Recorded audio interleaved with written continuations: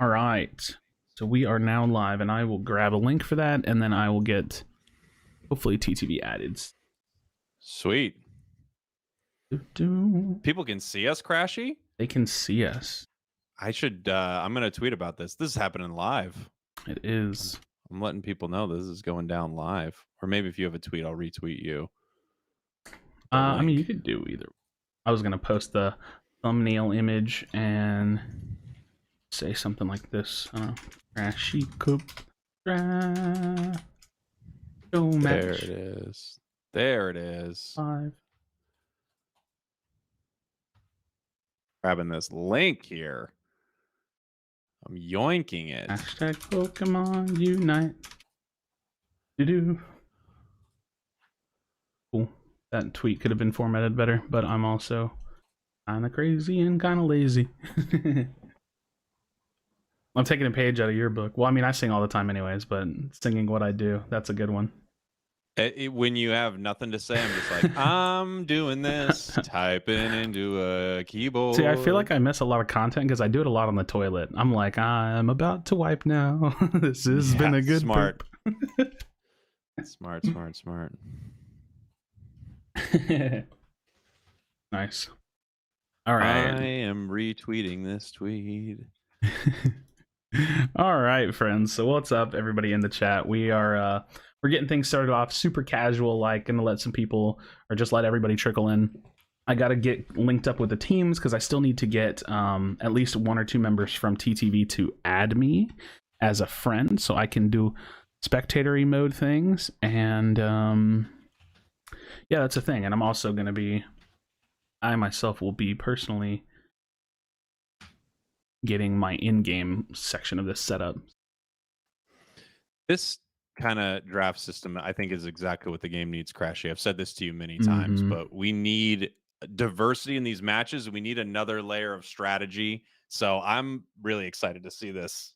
For sure. It's fun too. I think even more than just like the side effect of like kind of like raising the skill ceiling, it's just more interesting. Like it opens the meta up. Like you just really don't know what they're gonna do. I think the big question mark for me in terms of a draft, and this just comes from like me doing drafts with like Lush and me doing drafts like on stream with viewers and stuff, is that like, where does the strategy come in when it comes to the bans? Like, what gets targeted? Is it going to be Lucario? Is it going to be the healers? Is it going to be Zeraora? Like, there's so many potential things that they have to kick out of the game. And with 1 ban per side, it's going to get really interesting.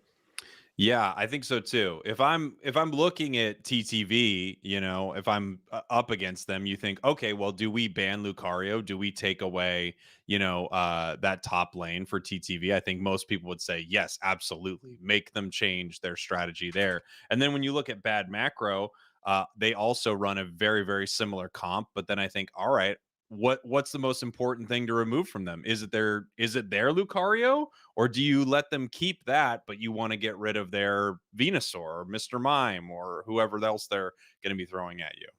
Yeah, it's gonna be fun stuff. I've been kind of hanging out on some of the players' streams, just like talking with them.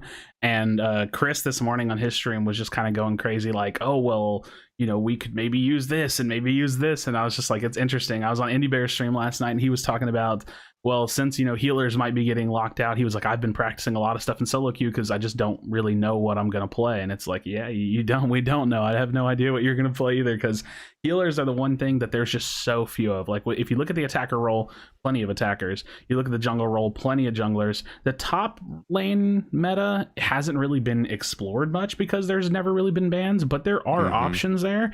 And then the healer meta or the support meta, well, that's not really a thing that has a lot of options. So that's going to get really interesting. And that's probably the main reason why like a ban in the game could be somewhat problematic, but we're having fun with it, so I'm excited to see what they'll do with it. Yeah, same. And then of course, if one team drafts Lucario, the other team cannot have Lucario, so you have to take that into account there too. It's going to be really interesting to see teams that you would never see tournament wise. You will never see these teams in kind of the standard tournaments that you see played now that have a lot of mirror matchups. These are going to be completely different. It's true. It's going to be really interesting. So I haven't really talked with any of the teams just yet, but we're just at the hour mark, so we can get them started basically whenever. So once I see them in a lobby, and I have Tune added, I might get one or more of them to add me. We'll see. But I have Tune added so that way I can get in their game consistently. Yeah, we'll be good to go. But you have the draft text channel that we'll be looking at, and then the stream will be seeing our draft like overlay and scene that we have set up. Chat, I love you. I love y'all so much. I might not be talking to y'all very much today, but we'll see what happens. Yeah, it could be a little. It could be a little tough to follow chat, but I'll try to keep that up too and say hi to everybody. Hello, everyone. Yeah. Yes. The other thing too is that like, and listen, I've got all these scenes set up. I did a lot of work on this, so I'm really proud of the work that I did. But I'm going to tell you right now, I'm self-producing this, meaning I don't have like a production person behind the scenes. So I will mess this up. There's going to be a mess up. I promise you. I'm going to mess up somewhere along the way, but we're gonna have fun with this. Let's see. All right, Chris and Bruv just entered the Discord. It's really just they really just need to be able to see that channel. So let's see.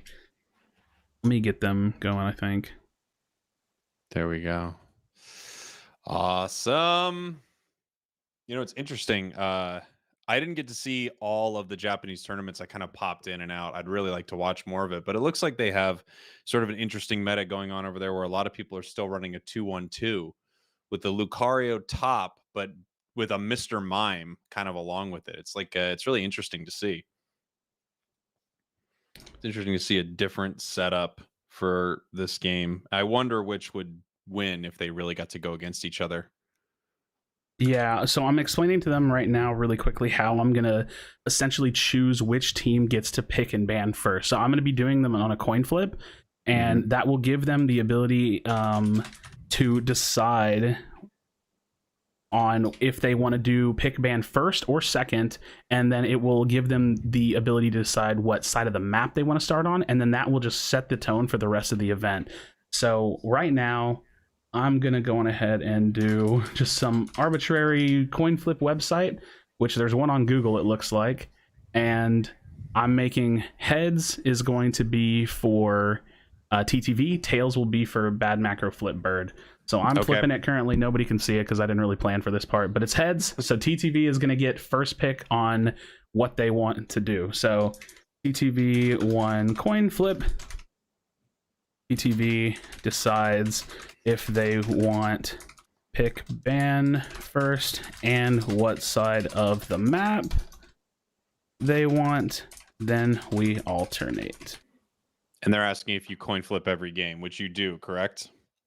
No, I'm just gonna do it alternate. Oh, alternate. Okay, no, cool. No reflips. We just alternate for the event. Yeah. So yeah, TTV gets to decide if they want to do coin flip meta. That's really funny. I like that. I read that in chat for like a second. Coin flip meta. That's good. Hey, listen, it's not Unite if there's not a coin flip, right? Like we got to keep something consistent here. That's pretty good. That is good. So we'll wait to hear from them. Hopefully, I have Bruv stream up, so hopefully they're going to be like getting their custom game set up and made like on their own. Like I haven't really like messed with that or anything, because I'm just going to be using spectator mode. And yeah, we'll see. Great. I'll probably tag them in Discord and we'll see. All right. So yeah, for people who don't know, sort of how.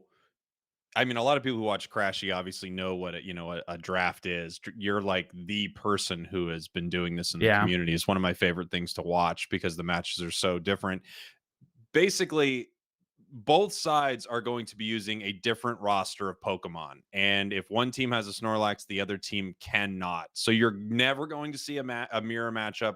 You're going to see a completely different team comp than you would ever see in tournament from these two huge teams. And these two teams actually have gone up against each other multiple times in finals of tournaments. They're probably the best of the best in the game without question. So these are the people you would want to watch for a draft. You would want to see how they would handle the strategy behind it, because it's so important, Krashy. Let's say one team can get Eldegoss. I mean, how beneficial is that? Or if one team can get Lucario, it's just so unbelievably important. I probably called out the two Pokemon we're not going to be seeing in this entire series, but moments like that are going to be so huge. So I can't wait to see how they strategize this. Yeah, it is going to be really interesting. So I think we're going ahead and moving into the draft. So I'm going to go ahead and transition us over to the draft scene. And I see our first ban. Yeah, so we do have our first ban. I'm going to go on ahead and set that in. So the first ban from TTV side is going to be, let me get this in place.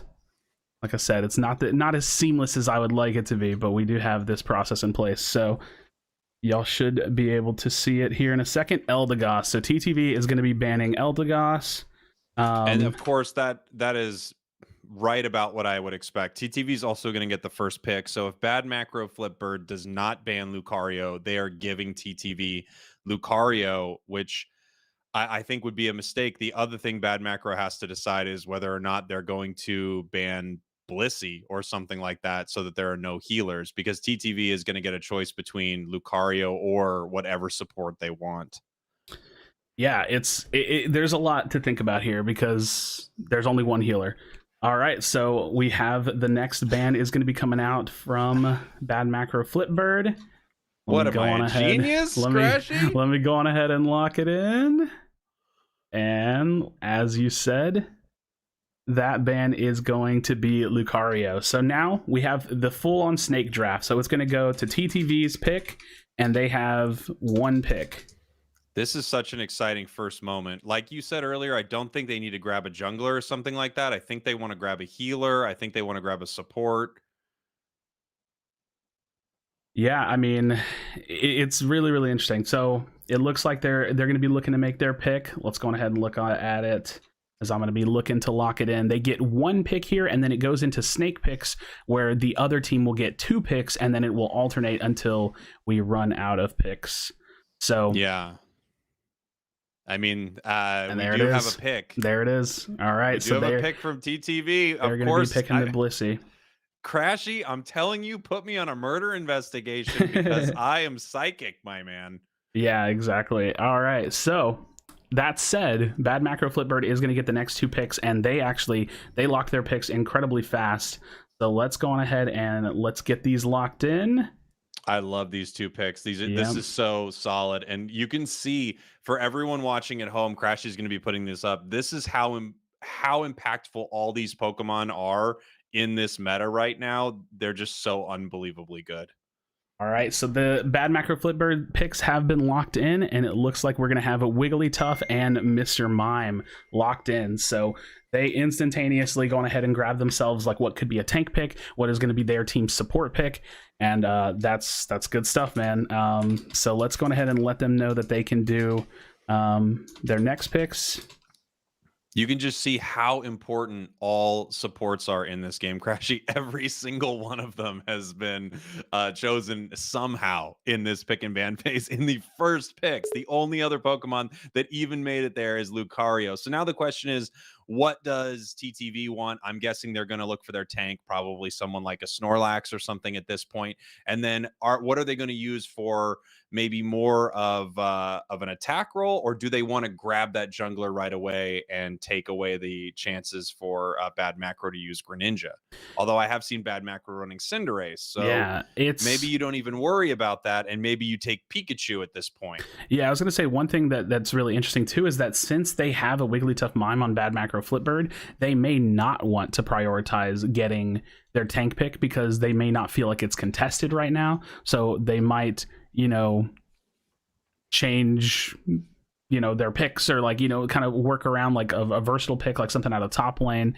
So you never know. But it looks like they are going to be locking in their picks. So let me go on ahead and set these into place. Ooh, these are exciting picks. I love this. Yeah, one of them, I'm not gonna lie, was not really expecting, but hey, they went on ahead and went with a couple of interesting picks. So they're gonna go on ahead and grab Venusaur and Blastoise. I mean, Venusaur feels like a no-brainer. It's one of the best Pokemon in the game right now. And really interesting choice for Blastoise to be the sort of tank pick for TTV. I was expecting they would grab a Snorlax here. If I'm being honest, yeah, I don't know. It's really interesting stuff to be. So who knows, man? Who knows? But that Do we said, have a rapid spin Blastoise coming out with this Blissey? Is this what is happening, Krashy? I mean, maybe. I mean, they do. I really doubt Yeah, it. I really doubt that it could too. be That's probably Lutano's going to top be. lane too. That's the other thing too. It could be. It could be the Lutano top lane. The really interesting pick that I can't believe hasn't been chosen, if I'm being completely honest, is Zeraora. Like, it's just hasn't been picked yet, which I was really expecting to go within the first couple of picks. But hey, man, this whole draft thing is really interesting. But there's 80 carry junglers available. There's Decidueye, Cinderace, Greninja. There's Talonflame is still available. Some other top laners that we just don't really get to see a ton of, like potential. And again, I know this is crazy, but the meta changes a lot when you have these bans. Absolutely. Machamp can potentially top lane solo. I was going to say the same thing. The thing I love about top right now is there are 10 Pokemon that I could see putting there and you'd be totally fine. Like you said, you could have Zera, Talon, Machamp. You could have Greedon. You could have Blastoise. There's so many Pokemon that could take this top lane now that Lucario's not there. Yeah, it's it really does start to open up the top lane a lot, and then not to mention the fact that, like, do they run like an attack weight build and still try to play that same aggressive type of thing? It really just it could change so much about the game. But it looks like we're getting some picks, so let me see if I can go on ahead and lock these in. All right, there's one pick. Interesting. Yeah, I'm seeing a couple of the picks right now. They are definitely securing their jungle here and securing that bottom lane for sure. Yeah, I definitely agree with that. As the picks have been locked in, they're going to be picking up Cinderace at Ninetales. So that's one of the meanest bottom lanes that you could deal with. Wiggly, Mime, 9. That's a mean bottom lane. And now really bad macro has, as we said before, such a huge range of Pokemon to pick in that top lane. I don't think they're worried at all. Yeah, I just absolutely cannot believe that Zeraora has gone this deep into a draft. Like, I just, in my brain, it did not play out that way. But regardless, this is where we are, and TTV is going to be picking their last two picks, which will set off the first game, which will be interesting. Will be really interesting. So a few things we don't know yet. We don't know where Venusaur is going. It could be bottom, but it also could be jungle. And we don't know where Blastoise is going. It could be bottom, but it also could be top. So the next two picks are going to make it very clear what they want. We could still see a Snorlax here going into the bottom lane if that Blastoise is playing top lane. And then, of course, probably if Venusaur's not jungling, we'll probably see Greninja in the jungle for TTV. Yeah, one thing I've noticed just doing like my mock drafts or like fun drafts with like stream and stuff is that I feel like you tend to see a lot more value weighted on characters that are incredibly like versatile. Like, so you have characters like, say, Venusaur, Zeraora that could be junglers, top laners, you know what I mean? Like, there's just a lot of potential for them to be confusing about it and to change their minds about things. And you just never really know. You never really know. I was even going to say, one thing I thought about a lot too is, like, what about like a tank top lane? Like, you might have a meta where, like, if you did want to run double tank and kind of lean away from some of like traditional top lane play, you could have like a Mr. Mime solo top lane with SP attack specs or something, or like we said, like a Machamp or a Snorlax top lane if you wanted to do more of like a flail axe. I know that's not going to happen here. I'm just saying it technically is possible. If that happens. I mean, that will be surprising. But that's kind of like what the Blastoise pick would be, right? Because if they did run like double tank, it would probably be like a muscle band Blastoise, like off tank Blastoise, but you never really know. But as we say that, it looks like they're going to be locking in their next couple of picks. So let me go on ahead and set these in. I love these last picks, two picks. Very, very interesting. I mean, listen, I wasn't necessarily. Now I just have questions, right? Because we can try to break it down for sure. I think we can see some clear, obvious things. But they've gone ahead and locked in their picks, and that's going to be Talonflame, Snorlax. So now we're at Bad Macro Flipbird, final pick. Yeah. The question is, who are they top laning? And that this is going to be the most interesting thing to see. So we're seeing Blastoise in the top lane, most likely for TTV. It's also possible it's Venusaur, but I know Lutano plays a mean Blastoise, so I have a feeling we're going to see Blastoise soloing top, that tri-lane, Blissey, Venusaur, Snorlax, Talonflame in the jungle. Yep. That's my assumption as well. Definitely think that the Blastoise pick is the Lutano playing some Blastoise potentially. The other thing too is that like with draft, we don't really know if the 113 lane is like sacred, right? Like I think that we'll probably consistently see 113, but you never know, you know.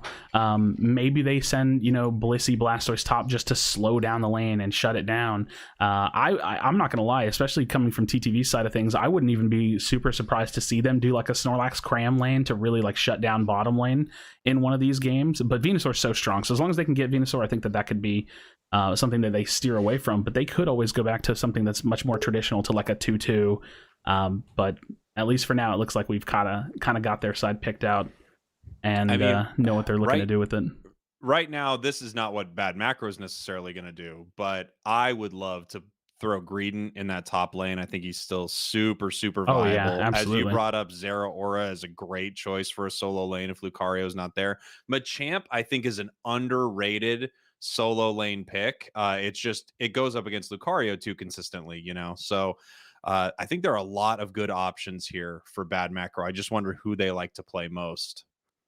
Yeah, it really does come down to that as well. Again, if the Zera's not picked, I'm gonna have questions. If it is picked, I still have questions. It's really, really, really interesting to see where this is landed. But we are waiting for their last one. I'm pulling up like some of their streams on the side just to kind of look at it. It looks like they know that we're drafting, and they all have their lobby set up and ready to go. These guys are professionals, right? Like they know what they're doing. So we do be waiting on their last pick. They actually haven't locked it in, so I think that they're just waiting to see what this is all about. So, but as I say that, I was going to say Snow Points is typing. Yeah, Snow Points is typing. So we do know that he's about to lock in their final pick.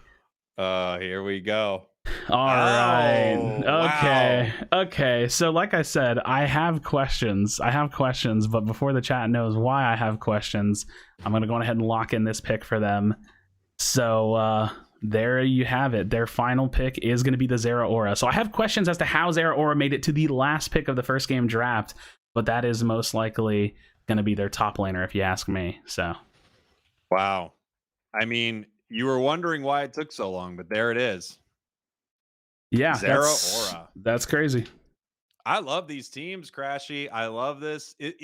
You have shades of what you see in tournament play, but we don't have the exact setups that we always see in tournament play. I mean, it's definitely true. You know what I just realized? Solo production Krashy gets to hear me clicking through the menus as I go to the spectate window.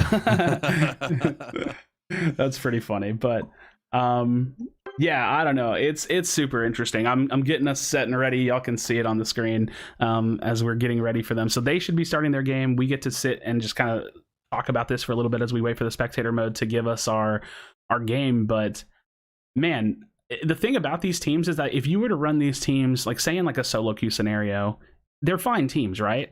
But totally. The cool thing about draft is that neither one of these teams is considered like the highest tier meta team, because we're so used to seeing the Lucario, we're so used to seeing the Eldegoss, and now we're in a situation where Indy Bear is the only healer in the game, the only person that's going to have some kind of healing, and that creates a dynamic where maybe they can extend fights out a little bit, maybe they can play slightly differently, and the game just starts to shift and change in a way that we haven't really seen, just based on the fact that we don't have a reason for two really high tier teams to play in this way. This doesn't exist in the game, and I was super passionate and excited to get this whole thing going because I just want to watch it. Like, this is for me. Like, I don't know. Dude, I'm totally with you. I really want to see how these teams play this too. Interesting comment from the chat here from Xavier.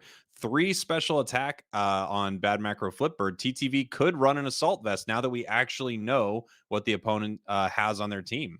Yeah, I mean that's part of the, like I said, raising of the skill ceiling for the entire game, right? Like when you have a pick ban phase, you can't really get comfortable with your pick. Like let's say for example, Lutano literally could only play Lucario. Well, that just wouldn't be good for them long term, right? Because that may not be able to be the way that the game is played. So Right. you know, they have to kind of open up their player pool. And I know these players can do that, so I'm not really worried about that. But it's more about the implication of the entire thing.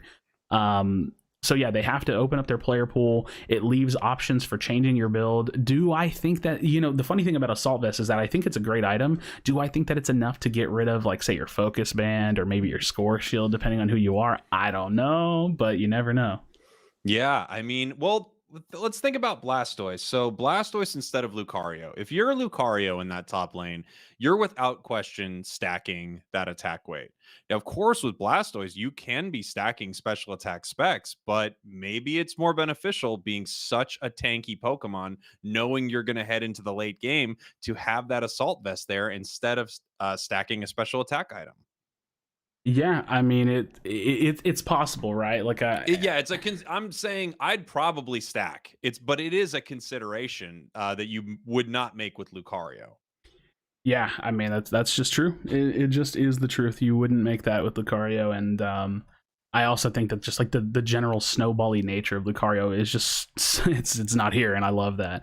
Zero or a top lane is great, but I think there's a reason why it doesn't even shine in the Lucario meta as much. You still just would rather, most teams would rather do the mirror matchup because it's just much more effective. So And yeah, Zera doesn't benefit as much from stacking. You know, its scaling isn't as good as Lucario's unbelievable scaling on every single thing that it does all the time.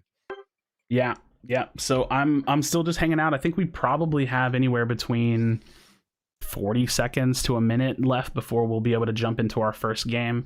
You know, we're operating off the spectator client. So the way that I have it set up right now is that we will have TTV will always be on the left hand side of the spectator client, and bad macro flipbird will always be on the right hand side. And you'll see that illustrated in our next scene that we jump to. But as soon as we can jump into that game, we'll be doing so. So I'm looking forward to it for sure. In the chat, special attack specs, Spriggles is completely baked. I don't know if you're in that top lane, you are stacking, right? I mean, you're scoring so much in that top lane, so it almost feels criminal not to stack something if you're up there. And here we have it. Let's go on ahead and move into the game. You can see the picks as we go on ahead and transition over to our scene here. So it's going to be very, very, very interesting to see what's going on. But yeah. I'm excited about it. I'm very, very excited about it. Me too, man. Me too. Krashy's taking the wheel. He's going to be moving us through this whole thing here. So who do you want to start with, Krashy? I mean, are we watching that bottom lane? Are we watching that top lane? Yeah, I think we're going to go ahead and watch the bottom lane. The irony is that my OBS has got it flipped. I don't know why that's happening that way. So that's going to be interesting. Huh. What's flipped? It's so me and you are seeing it, but the stream sees it differently. That's really weird. Let me see if I can. Okay. Yeah, let me see if I can fix it on my end. So they're doing their laning phase, but really interesting things. I mean, from what I'm seeing, because I have the stream up as well, and it looks pretty good. Yeah, it was weird. I don't know how to explain it, but here we are in the bottom lane. The first little bit has kicked off. It wouldn't be a unique event like this if I didn't have some kind of a technical issue, but we are watching them. Oh wow, the mime wall stops Zugrug from being able to kind of make any kind of aggression. And you know, a part of me thinks that like the bottom lane is just so standard that I might rather watch top lane. As I say that, Cinderace finds a kill. So let's go ahead and look at Toon, who has already lost his top laner. And you know, the scoring has started to set in. Gosu Easy Peasy is already getting a little bit of lane influence, and Toon just wants to see if he can get some farm, get the crab back up there. We have Lutano coming back to the top lane, so we'll see if they can contest these bees, because the bees are up, and this is a pretty pivotal moment for the early game. It's just that 2v2 that happens in the top lane. Ooh, this is nice. They're almost going down here. Looks like they're not going to be able to take it, heading back into the jungle right there. But yeah, that early gank from Cinderace really dealt with Lutano's Blastoise. Yeah, and as I said that, or as we're taking a look at this, we do see that Indy Bear does have the soft boiled. He's kind of like zoning off right here. Toon's going to be looking to help a little bit in the bottom lane, but they did lose Zugrug at some point. Toon comes in, finds a nice elimination there. That is really nice. Oh, and now we have Cinder coming down from bad macro, so they're responding to this. Wow, a double. Oh no, we got another. Ooh, so close. Yeah, And there's that just a Ninetales, lot of trading happening here. you could see how dominant that Ninetales is early, man. I mean, one of the most difficult Pokemon to deal with in lane by far. Yeah, I mean, I agree. It's I'm so interested in this top lane because if you look at the experience, Lutano was the one that fell first in the game, if I remember correctly. But experience-wise, he's not super far behind. As I say that, look at this. They're already sieging down in this bot lane. Finds two. Toon going to be looking to pick up that third. It's Bruv. His focus band is popped. He's not going to be able to stay alive for too much longer. But look, they're going to go ahead and peel off, get their score. It does look like Toon. Oh yeah, yeah. Look at that. That's such a fun move. Oh man, what an interesting setup. So many different plays that you don't get to see. We're seeing a Brave Bird Talon as well. Yeah, you're absolutely right. I mean, it looks like he's going to be going Brave Bird, Aerial Ace, so he's really bursty kind of a setup there, and that's really what that build does. Oh, Lutano's in a little bit of trouble. Ooh. Wow. Skates away with it. Skates away with it. Toon is such an interesting player to me because he's one of the best junglers in the game, and he often plays what would not be considered the meta build. I watched him surf Greninja in a tournament yesterday, and now I'm seeing a Brave Bird Talon. All great builds, just not the most common that you see for these Pokemon. Yeah, I mean, hey, listen, I definitely have seen the damage that it can do. As speaking of damage, the Cinderace Unite move is going to come out, and it does look like it's just so much back and forth trading, but Toon is there. He also pops that Unite move, and it is just so much burst. Look at that coming out, that Brave Bird Aerial Ace reset, but oh my goodness, goes so easy peasy, kind of locks it down. They're going to have to definitely reset here, look for a refight. Let's go ahead and take a look at the top lane, because this 1v1 is going to be huge. Lutano, he doesn't want to give it to him, but at the same time, he's going to have a hard time damage trading against his Zeraora. Now that Zeraora is 8, it's just such a different situation. So close. Not able to hold that down. Zeraora at level 8 is maybe the scariest power spike any Pokemon has in the entire game. It's up there for sure. Discharge is one of the most devastating Unite moves in the game, and it's not even a Unite move. Yeah, you're absolutely right. As we say that, it does look like Gosu Easy Peasy is able to secure. So TTV falling short of both of those mid-map objectives, and we are, oh my goodness gracious, did you see that? Yeah, I did see that.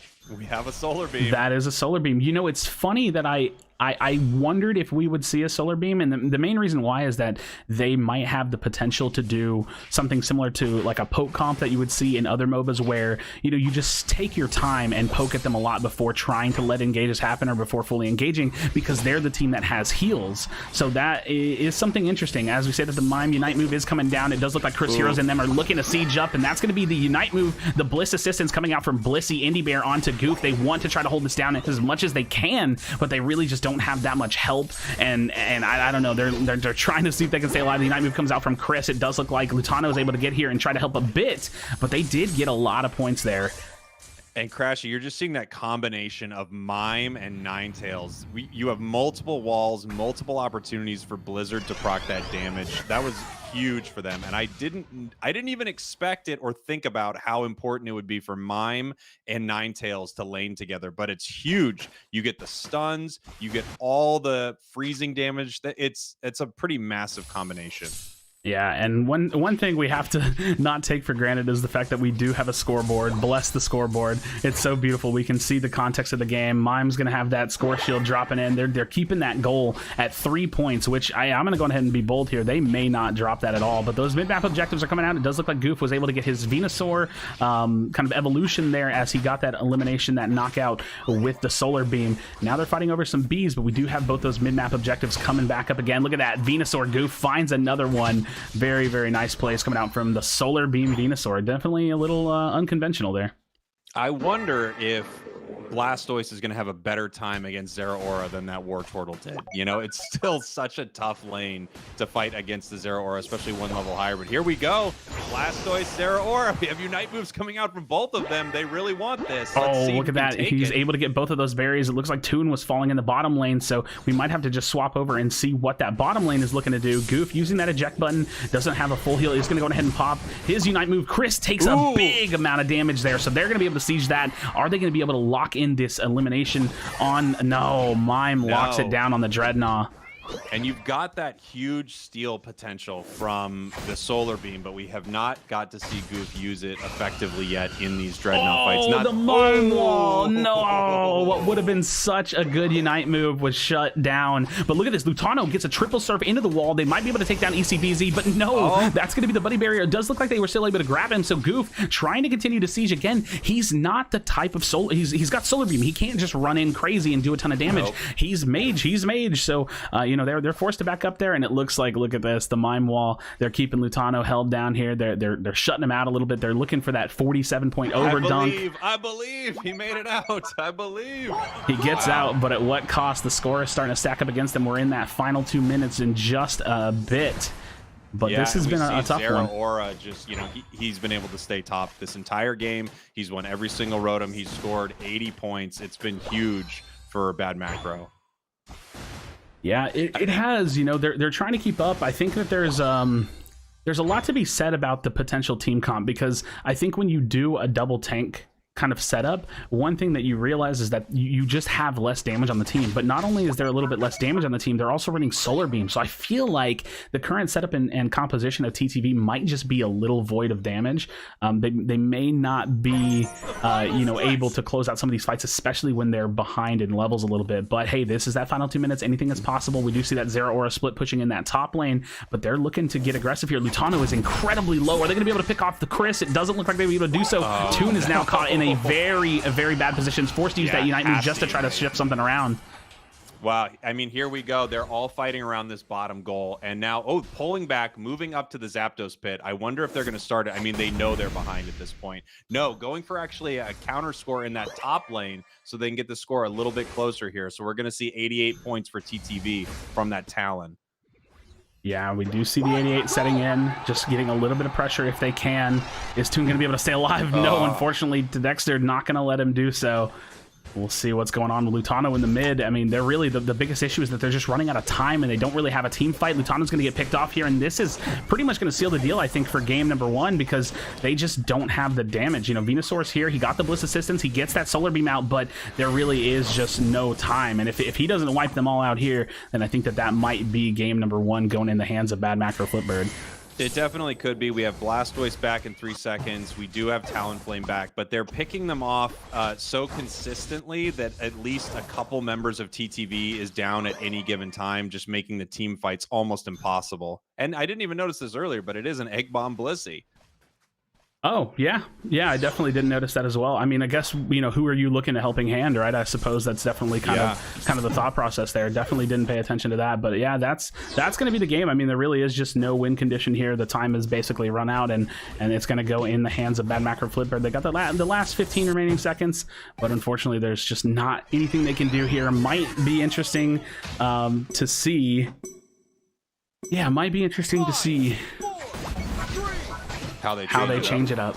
Yep. Yeah, I'm thinking the same thing. Here are a couple of my thoughts. Is first off, that Ninetales mime was brutal to deal with in that bottom lane, and I wonder if they're going to try to do something to combat that a little bit better here. But that was such an exciting first game there, and that I think my biggest shocker from the whole thing was just seeing Ninetales absolutely dominate that entire match. I love Ninetales, and with great support, you can see how beneficial of a mage it is. I play too much solo to be able to really see Ninetales shine, but we saw it here in such a big way.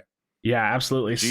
So I'm in a unique position where I now need to talk and reset this graphic at the same time. So this is going to be the fun part of self-production, because it takes a little bit of focus from me. But yeah, I'm personally of the belief that I think that we'll see some kind of a draft kind of change from the side of TTV. I think that I liked the picks, but it was interesting to see how they went about you know, the builds and things of that nature. You know, I myself am definitely someone, I'm sure people in chat could probably notice this.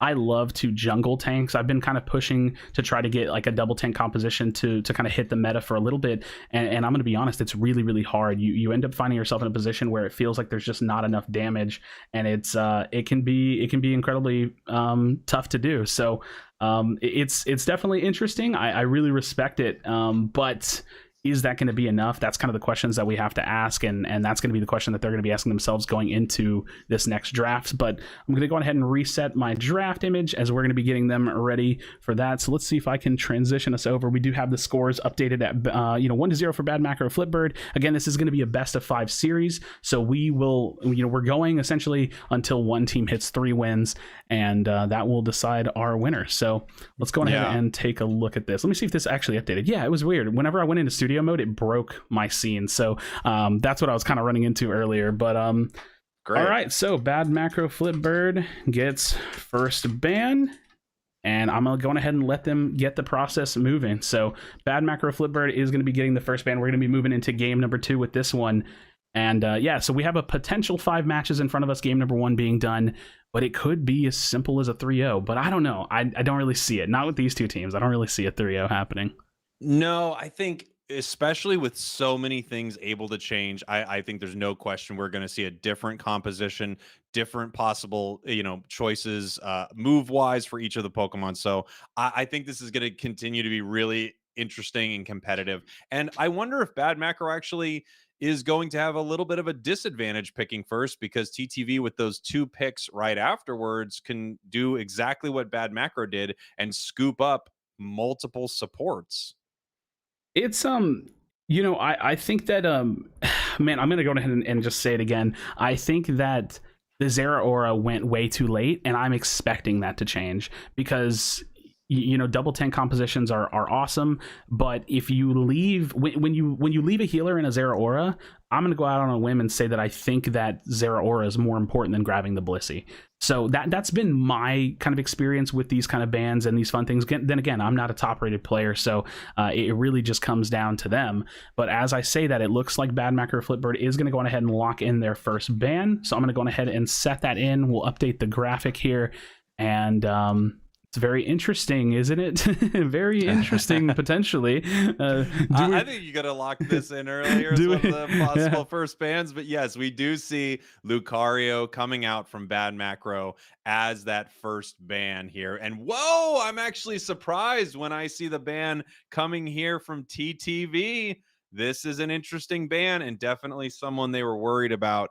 One of the most dominant forces inside that last game, Krashy. Yeah, that is an interesting ban. So I'm going to go ahead and set that one in and kind of keep the cadence for them. But yeah, they're going to be banning Cinder. So yeah, Cinder Ace banned. Bad Macro Cinder is really brutal, and I totally understand why they are banning that. Now the question is, does Bad Macro have to grab someone like Greninja, or do they have many jungling choices that they like? Yeah, I mean it's interesting, right? Because they only get 1 pick here, and that's the thing, right? Like that's how the snake draft works, and how it kind of becomes a game, right? Like having to build a draft strategy around all this. So we do have the first locked in pick from Bad Macro Flipbird. Yeah, you can't be too surprised here, Krashy. One of the most important Pokemon in all of Unite that you see on essentially every single ranked team. Yep, and that's going to be the Eldegoss. I mean, it's incredibly impactful. The Eldegoss was banned last game, so this is going to be the first game that we're seeing here with the Eldegoss. But that leaves 2 response picks, and that's the game of it. That's the draft, the beauty of draft. Not only do we get to see the meta kind of open up a little bit, we do see that it forces you to prioritize and create almost like a deeper definition of like what would be a tier list, right? Like a deeper meaning of, well, what is so good that I can't stand to let them have, It's interesting because part of me thinks, well, you grab Wiggly and you grab Mime, but at the same time, I don't know if both of them are going to be taken by Bad Macro, but of course, denying those choices would be pretty huge. So I'm curious to see who they pick here. Yeah, and as you say that, they're going to go on ahead and shoot us their 2 picks. Let me go on ahead and update here, and it looks like TTV is going to be going ahead and grabbing Wiggly and Blissey, which I think is really, really interesting at that current stage. The thing is like, should they have waited for the Blissey pick? Do they fear that it would get stolen away as the only healer? I mean, they go on ahead and grab their what seems to be their tank pick, so that's good. But it's really, really interesting to see how that one lined up for them. Yeah, I mean, clearly you can see with coordinated teams how important these supports are. They are every single first pick throughout this. And I wouldn't be surprised if we see Mime as well. So at this point, we're probably seeing all 4 supports inside this game. The support role is so incredibly important. These Pokemon are tanky, and not only are they tanky, they can heal the team, they can disrupt the map. I mean, they're a force to be reckoned with when you are a coordinated team. Yeah, and I think I'm really excited to see what they pick here. And actually, as I say that, they're already starting to shoot us their picks because this really starts to set the tone for their game. You know, what exactly do they want? But let me go on ahead and lock in their picks that they've decided on, and we'll be showing that off to the stream. So Bad Macro Flipbird is going to get their 2 picks here, their double pick, and they're going to go on ahead and lock in the Venusaur and the Mr. Mime. Now, right now, Krashy, we are seeing a really beautiful, very, very basic meta team from Bad Macro. This is almost exactly the start of any team you would want in a coordinated 5-person. Mime, Venu, Eldegoss in that bottom lane is absolutely brutal. And if they want, they can have Venusaur jungle if they're interested in it. So yeah. What a setup. It is a really interesting setup. Again, one thing that I started to notice, and listen, I'm not going to pretend like I have better draft strategy than some of these players, but they also don't really play it consistently. One thing that I personally felt like I was starting to notice when I was messing around with drafts is that the more versatile the pick, the higher value it goes. So characters specifically like Venusaur, Zeraora, I felt like they were incredibly high tier for drafts because at the end of the day, that could be their bottom laner. Absolutely. But it could also be their jungler. And who knows, in a solo lane where there's no Lucario, it could be a top laner. I don't think that it would be a top laner, but it could be. So now we're getting some picks from TTV, and I gotta say, this does not surprise me. This actually looks really, really nice. So let me go on ahead and lock these picks in for them. Oh, as I love their team is really starting to come together. So yeah, TTV is going to be locking in the Zeraora and the Greninja. Yeah, I mean that I don't know which one's going jungle, but I have to assume we are seeing Greninja in the jungle, Zeraora in that top lane. This is a really nice setup, especially having a Wigglytuff to put people to sleep for that Zeraora discharge. It just sets up a really brutal combination there. I mean, the crazy thing about draft is the fact that like when you step back and look at it, especially with a lot of us, I mean, the vast majority of us are not 5-stack, competitive teams, right? Like people in chat, me and you ourselves.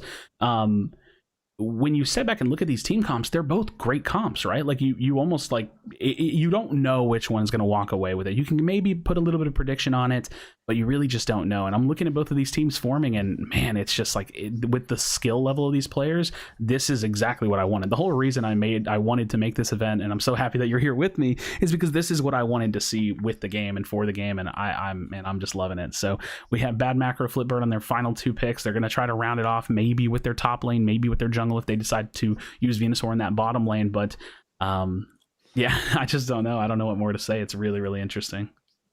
I mean, I don't know if we're going to see it. I do feel like a top laner. I still feel like Greedon is a really good top laning choice in this situation, but there are a lot of top laners that you could drop in here and a lot of junglers. I think Talon's my personal favorite as a jungler, but Talon has the issue of just being so squishy and having to get right next to people to do a lot of damage, which is why we see so many Greninjas and Cinderaces. So I'm really curious how they're going to fill out the rest of their team here.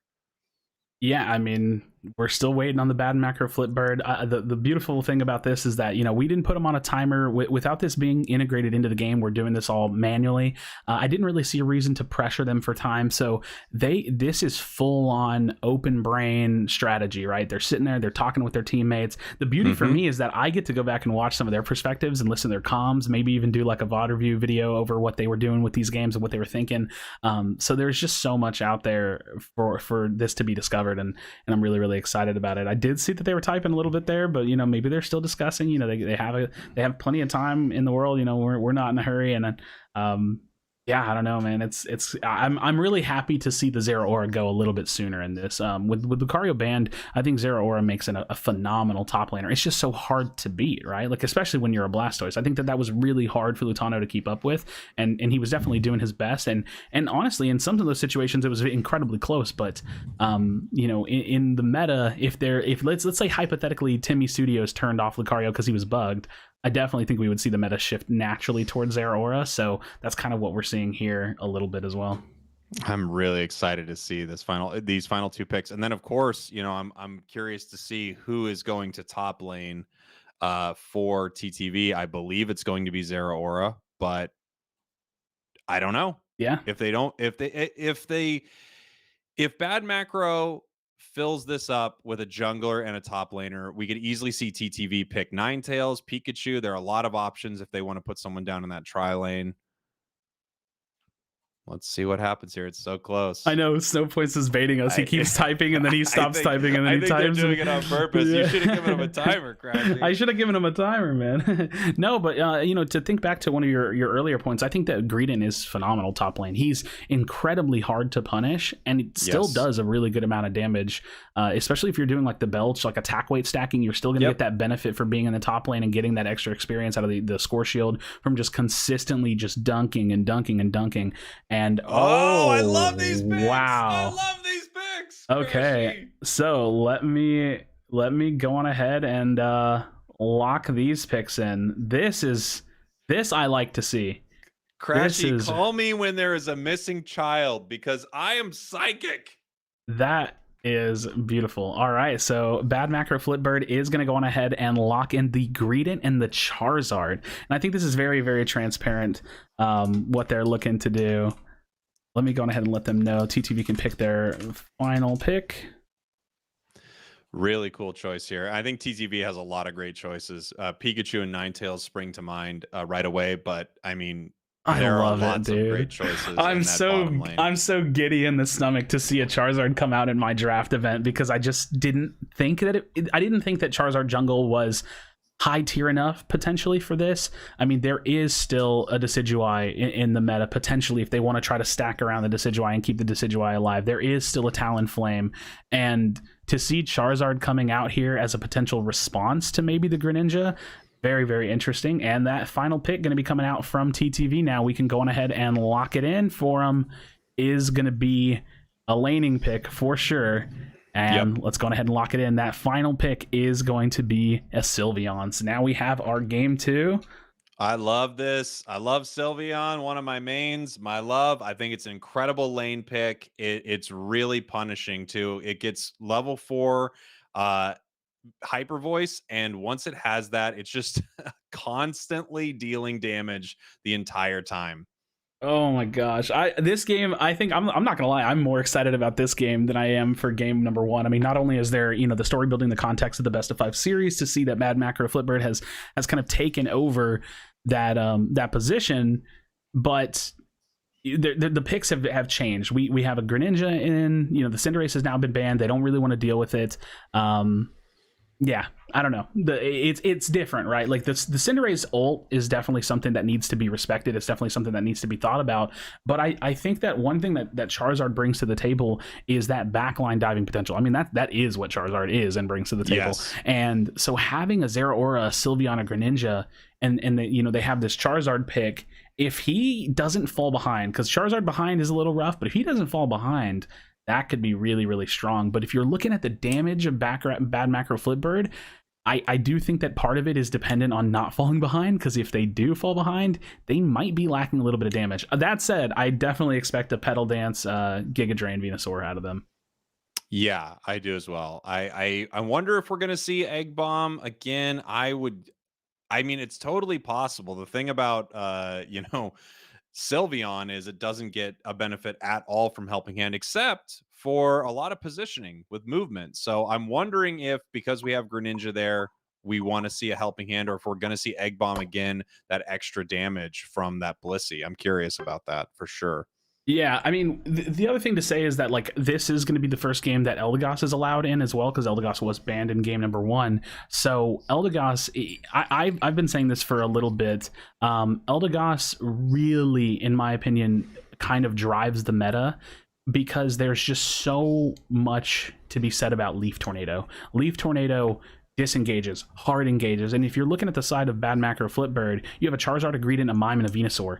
They don't really have a lot of range damage, right? They're not actually, to be completely honest, they're not a range damage team almost at all.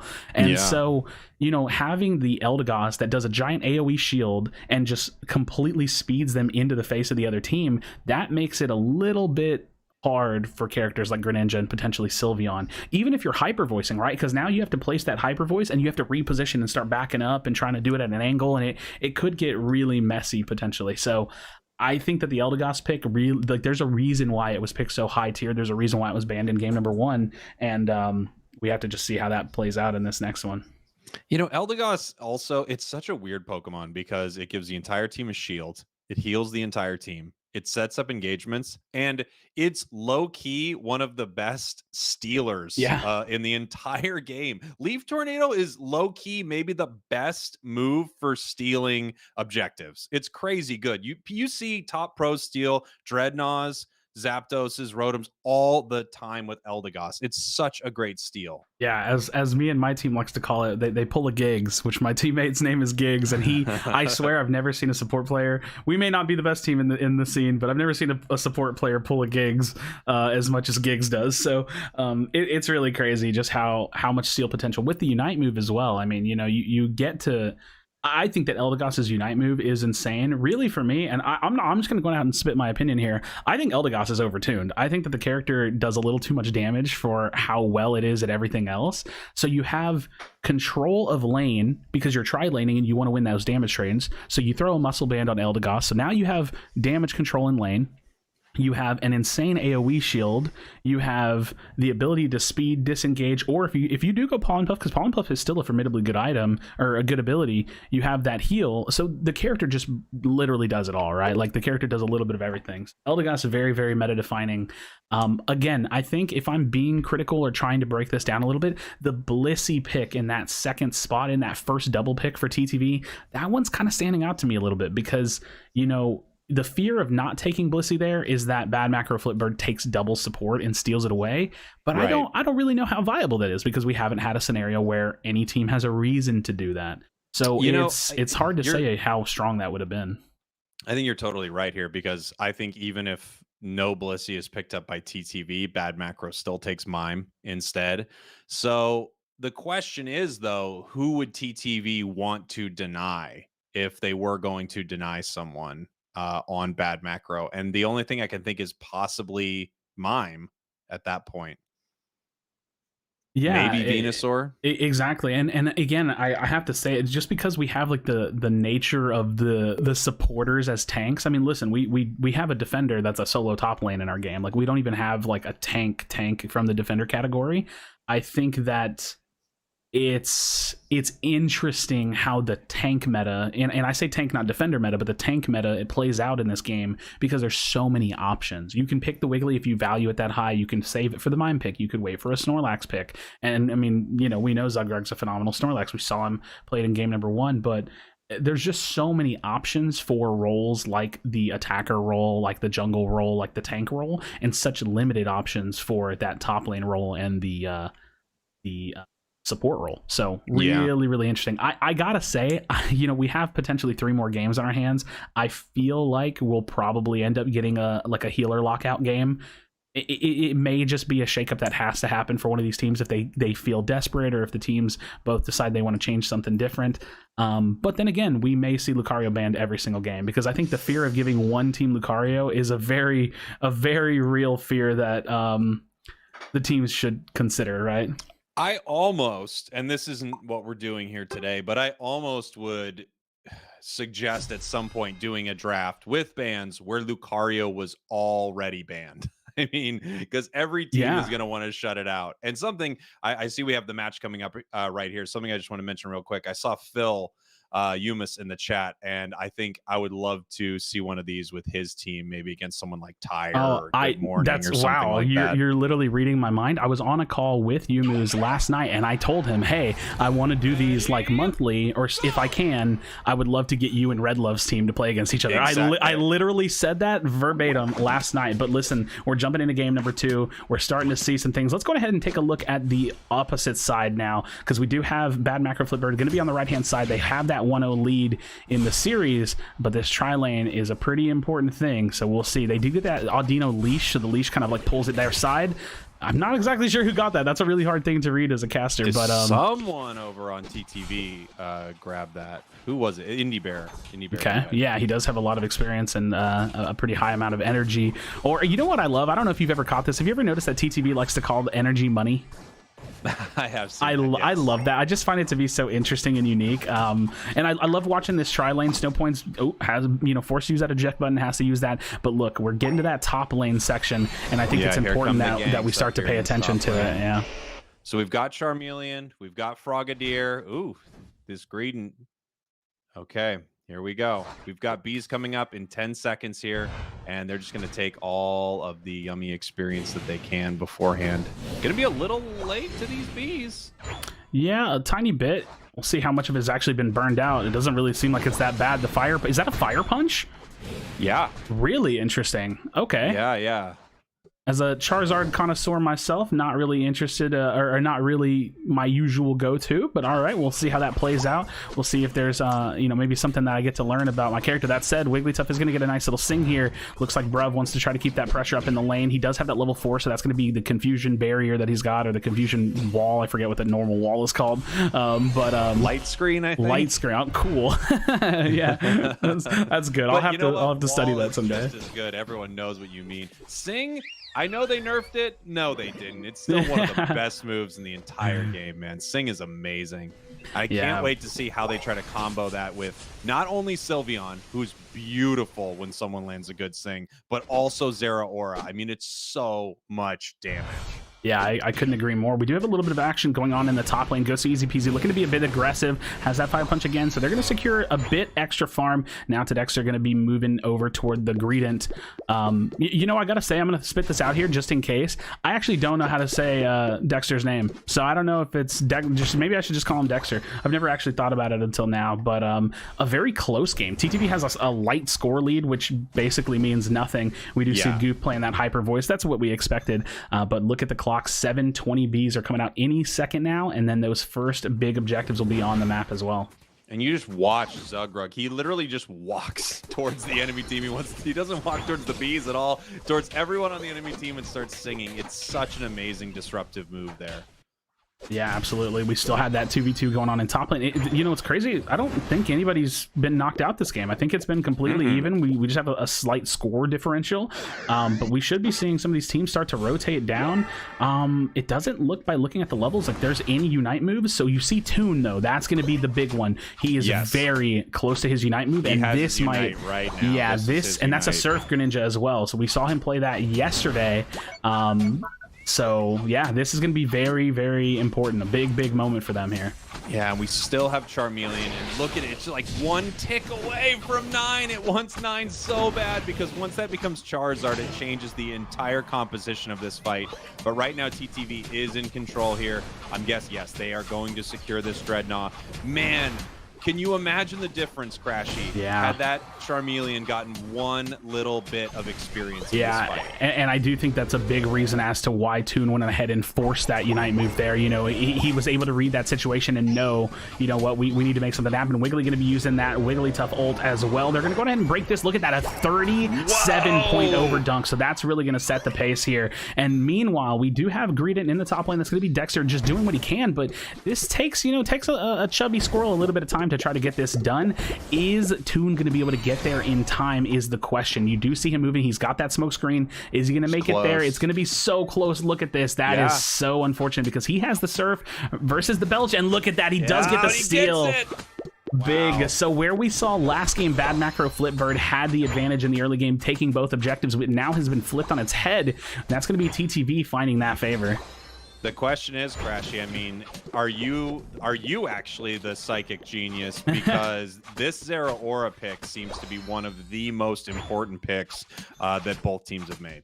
I just think it's so incredibly strong. It starts to dominate the top lane. I mean, really, we've had a game where, you know, they haven't done like double healer lockouts, but they also haven't done like double top lane lockouts, and I think that could be something that starts to transition here, finding some eliminations here in this like mid, you know, section of the map, this whole mid Corphish section, the river as you might call it if you're coming from other MOBAs. I never know what to call this. And yes. One of my teammates, oh, look at the pool, the Zera Aura tag coming out from Lutano, so nice. That's gonna be a 30-point overdunk, and they are just setting the pace there. That was so beautiful. You have to appreciate the mechanical play of a Zera Aura whenever they get to pull it off, and look at the dominance. They are just chasing them down in the enemy jungle.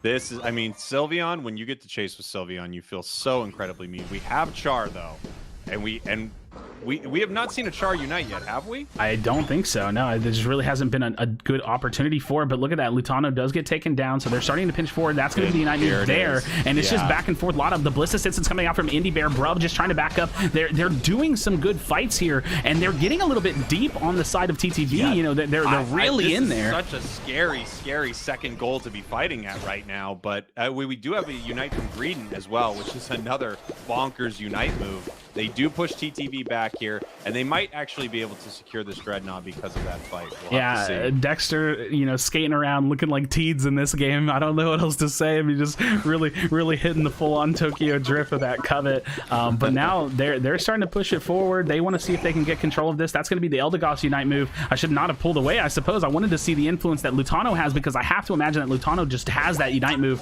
It seems like he always has the Unite move. He's going to be using the full heal. Is going to go on ahead and start putting out some damage. It does look like they were able to secure, and look at this. The Zera Aura shows up. The fight completely flips, and unfortunately Eldegoss not going to be able to say, you know, to be able to keep them alive. But hey, it actually kind of went back and forth a little bit there. That was the wall kind of getting hit against the wall with the confusion, you know, turned it around. So while the game seems like it's going a little bit even, unfortunately for the side of Bad Macro Flipbird, the score does not seem to be that way. Yeah, down on score, but I have to give it to them on that Dreadnought fight. Even though they lost Dread there, they were able to really position themselves well, get the KOs from TTV. I don't think TTV really gained much at all. In fact, I think overall they lost that encounter with how that ended up going. Yeah, it's definitely interesting to see how they're going to be trying to make up this deficit, because the thing about these games, these competitive games, they move so fast. We're at 235. I mean, you know, it's like hard to believe that, but you know, we do have Lutano and Chris going to be in these off lanes. Looking at that top lane, there is still a Rotom, so let's see if I can find somebody that's up there. Dexter, I think that they may not be willing to go for this. It's a little risky. You know, while they would love to have it, they would definitely hate to have it against them. But look at this, Toon is forcing. I mean, he may be just going ahead and looking for this to surf. Maybe he's just trying to pull him in. You never know what the comms are like on the side of TTV now. But well, I think you're exactly right, Krashy. I think Bad Macro doesn't want it. They just want TTV to not grab it. That's all. Lutano getting very low there at the hands of Chris, so they're going to get some health resets. That final 2-minute section, and the game is so close, you know, relatively speaking. Yeah, I mean, I don't think either team knows that they're up by more than 100, so I think if we see 100 points go in for Bad Macro, TTV has to assume it's a very close game one way or another. Yeah, absolutely, and we'll see what kind of mind games they can get. They do seem to have pulled in Zugrug a little bit, and it looks like the Unite moves are starting to drop now. That's going to be lots of buddy barriers. We did see that big move coming out from Lucario, or Lutano, rather. Unite there from Zug, Unite from Greninja, and you know what? It's interesting. We saw the Unites early from Bad Macro and a little later from TTV, and that might be the difference there. Yeah, absolutely. I mean, it also just buys them time when they're the team that's in the lead. You know, you do have Toon in here. He did not get a surf reset. He's just trying to do whatever kind of damage he can, but the Ghost of Easy Peasy is getting some shields as well, and it looks like they might be able to turn this around. Melting them. Oh my gosh, he just melted so many people with that hyper voice. This is so close. Yeah, but Chris Heroes is here, and if they can find this elimination, they are going to be able to get a nice point dunk in that top lane, and that is going to just slightly put them under, but the time is already under 1 minute, so nobody knows what the score is. They know that it's probably a close game here, but they don't know how close of a game it is, so they may end up playing this on faith this last 40 seconds. They may start looking to send somebody that has a score shield to try to find a play, but you know, with that score being put in after that minute mark, there's no more communication from the game to let anyone know what's happening here. I think Bad Macro thinks they might be up here, which is really Oh, unfortunate. well, that said, realize. Zugrug just scored plus 50, and so now I think they know that they're not in the lead anymore. They know they need to make a play. You do see Chris Luckett trying to find some kind of a backdoor potential, but Goof is just shredding him, the full heal coming out, and there might not be enough time here. 26 points going in from the side of Bad Macro, but that's not going to be enough if they're not able to get it. Greedent has a few seconds. Will he be able to put it in? And I'm going to be honest, even I have kind of lost track of the score here. Oh, we just saw 40 from TTV's Blissey, though. Look at that. Such a close game. Wow. What a great match. And really, I think you're so right, Krashy. Neither team knew exactly where they were, but as soon as Wiggly threw those points in, it was a mad dash. You had to start running to goals. There was no time left, and it was just time to put in whatever you could. That Greedent and then that Blissey, pretty amazing from both teams there.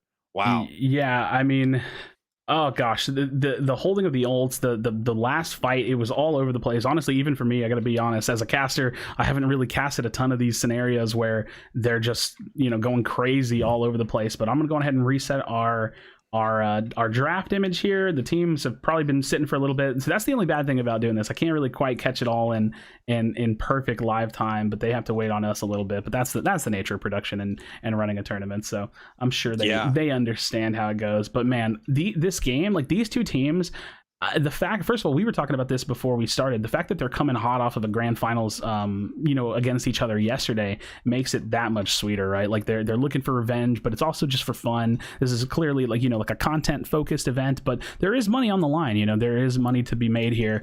And let's go ahead and get our reset draft images. I'm going to go on ahead and get us set to go into it. We have the series tied up 1-1. So let's go on ahead, and it looks like this is going to be TTV's first ban, as it's going to be alternating. So I'm going to go ahead and set the stage for them to let us know what the first ban of game number 3 is going to be. Man, a few things that I've just been thinking about from that last match. Obviously, Zera Aura has been on the side of the winning team both times, and I believe Wiggly has as well. So I wonder the priority that those picks are now taking in these teams' minds here. And I also wonder how important TTV believes banning that Cinderace was. And I do think that was pretty huge, because that Cinderace seemed to be a lot more impactful than the Charizard from Bad Macro Flipbird.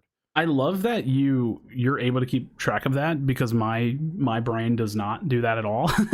So you were like, oh yeah, the Zero Aura is winning. Like I maybe could have thought about that, but like I'm really glad that I've got whatever Jake has the good memory right now. Well, I'm happy to have you here, because in these big fights, Krashy, you're able to be like Greninja with the Unite coming down here, but Wiggly's able to counter it. And I'm watching it. Literally, if it was me, I'd go, Unite's coming down from both teams. You know, that's the beauty of this game, is that like the casting moments are like, the big moments are kind of like few and far between, but when it happens, it all happens at once, right? Like it just hits. But you know, you have a lot of the crazy team fights. That said, the first ban is going to be coming out from the side of TTV, so we're going to go ahead and lock that in for them. And what do you think about this one, Spargles? Well, I mean, this is kind of exactly what I expected to see happen. Once again, they know how dominant this Pokemon is for Bad Macro, and they really are amazing with it. It's a Gosu Easy Peasy who normally plays this, right? The Cinderace.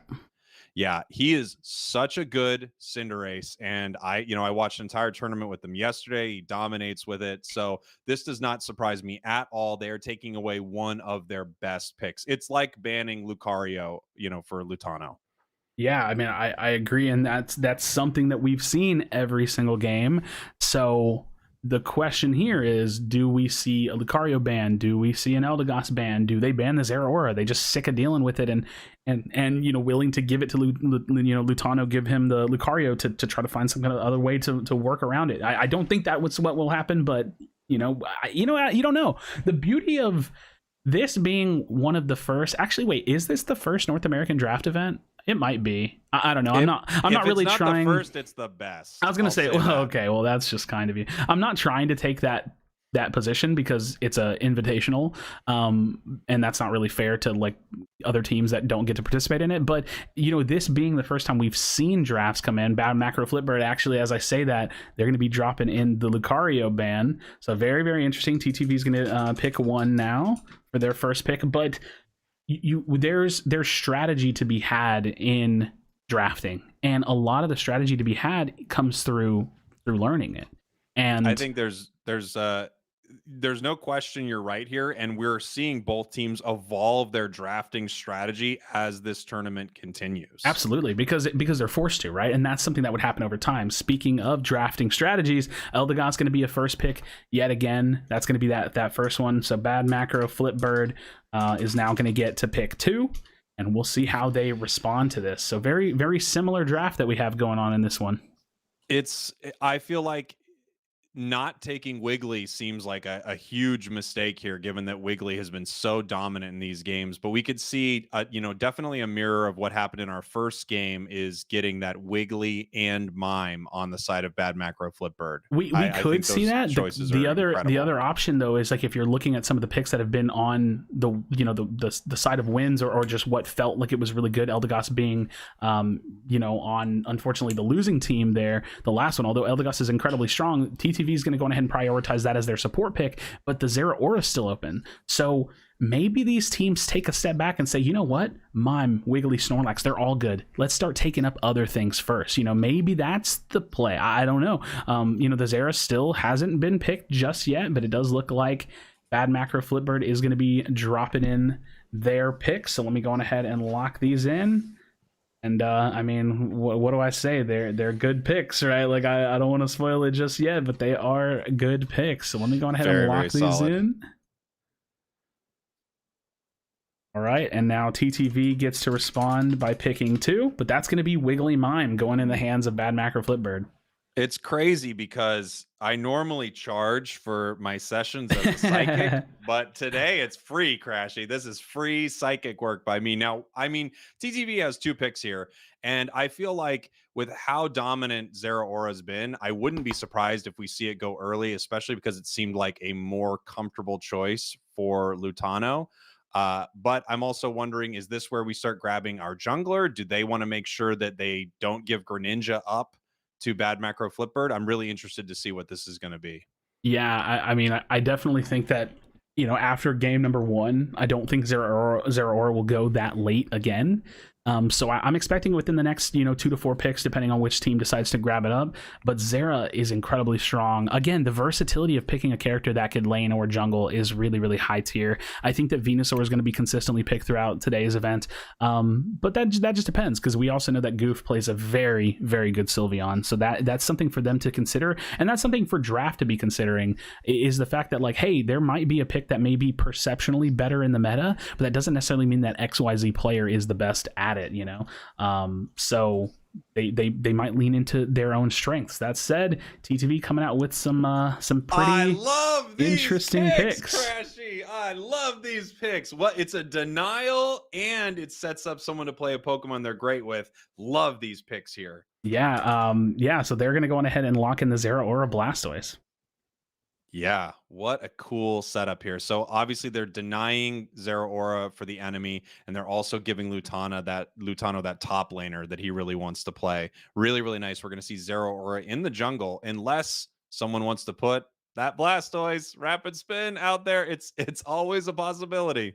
I mean, it is a possibility. The thing is that I don't know if I don't think that, given the fact that Snorlax is still up, that they would put Blastoise in bot lane. So to me, it is starting to feel reminiscent that the Zera Aura will be jungle and the Blastoise will be top lane. There is no Lucario, right? There's no Zera Aura in top lane. So giving Lutano Blastoise, where he may have struggled in game 1, may not be a struggle at all. So it's really interesting to see what team are they building, what attacker do they go into this comp if they do decide to grab a Snorlax here later in the game. And the good thing about picking that Blastoise now is that they knew that they were going to take the Zera Aura, so they needed a good top laner, potentially, assuming that's what they're doing, but they don't need to pick the Snorlax because Bad Macro Flipbird has Wigglytuff Mime. So they don't really have to worry about that. And let's say worst case scenario, I don't know, let's say something weird happens and Bad Macro Flipbird do take away Snorlax, well, then they just put Blastoise bottom. It may not be the best thing to do, but it's something you can do. Yeah. One really interesting thing is, if Bad Macro takes Ninetales again and they have that brutal Wiggly Mime Ninetales, I'm not saying TTV is going to do this, but rapid spinning into Wiggly, Mime, and Ninetales, it really shuts down all of that CC that you're having to deal with. I don't think we're going to see a Rapid Spin Blastoise. I'm just saying, against so much Yeah. CC, Rapid Spin is crazy good. I mean, but that's the thing. It could be. You know, I don't think it is, but it could be. Like I said, I definitely am feeling that it's going to be the Zera top, or the Zera jungle, the Blastoise top. Yep. We'll see what they go with as Snowpoints is looking to potentially type his picks out. Man, I'm so eager. I love this part so much of the game. Is just, you know, the good thing about drafts is that it just is very much so a theory crafting session, right? Like we're just sitting here thinking about what goes well under certain circumstances, and that's really, really cool, right? You get to see where they're thinking about, you know, what they want, what they can play, what is good into what, and that's really, really cool. So we get the picks from Bad Mac or Flipbird. Looks like they're going to go on ahead and start kind of solidifying some roles here. I think it's very clear to see. And actually, as I say that, TTV rebuttals with their last two picks very, very quickly. So we're going to go on ahead and lock those in one of these picks. So they take the Greninja Ninetales. Let me not steal it away. You can go ahead and talk about that for a second. But these TTV picks, very, very interesting. Yeah, so Ninetales, I expected absolutely. Greninja makes a lot of sense to me. They weren't sure that Zeraora was going to be jungling for TTV, so they wanted to deny TTV the Greninja pick. I really, really like that, and they also want a super strong jungler on their side.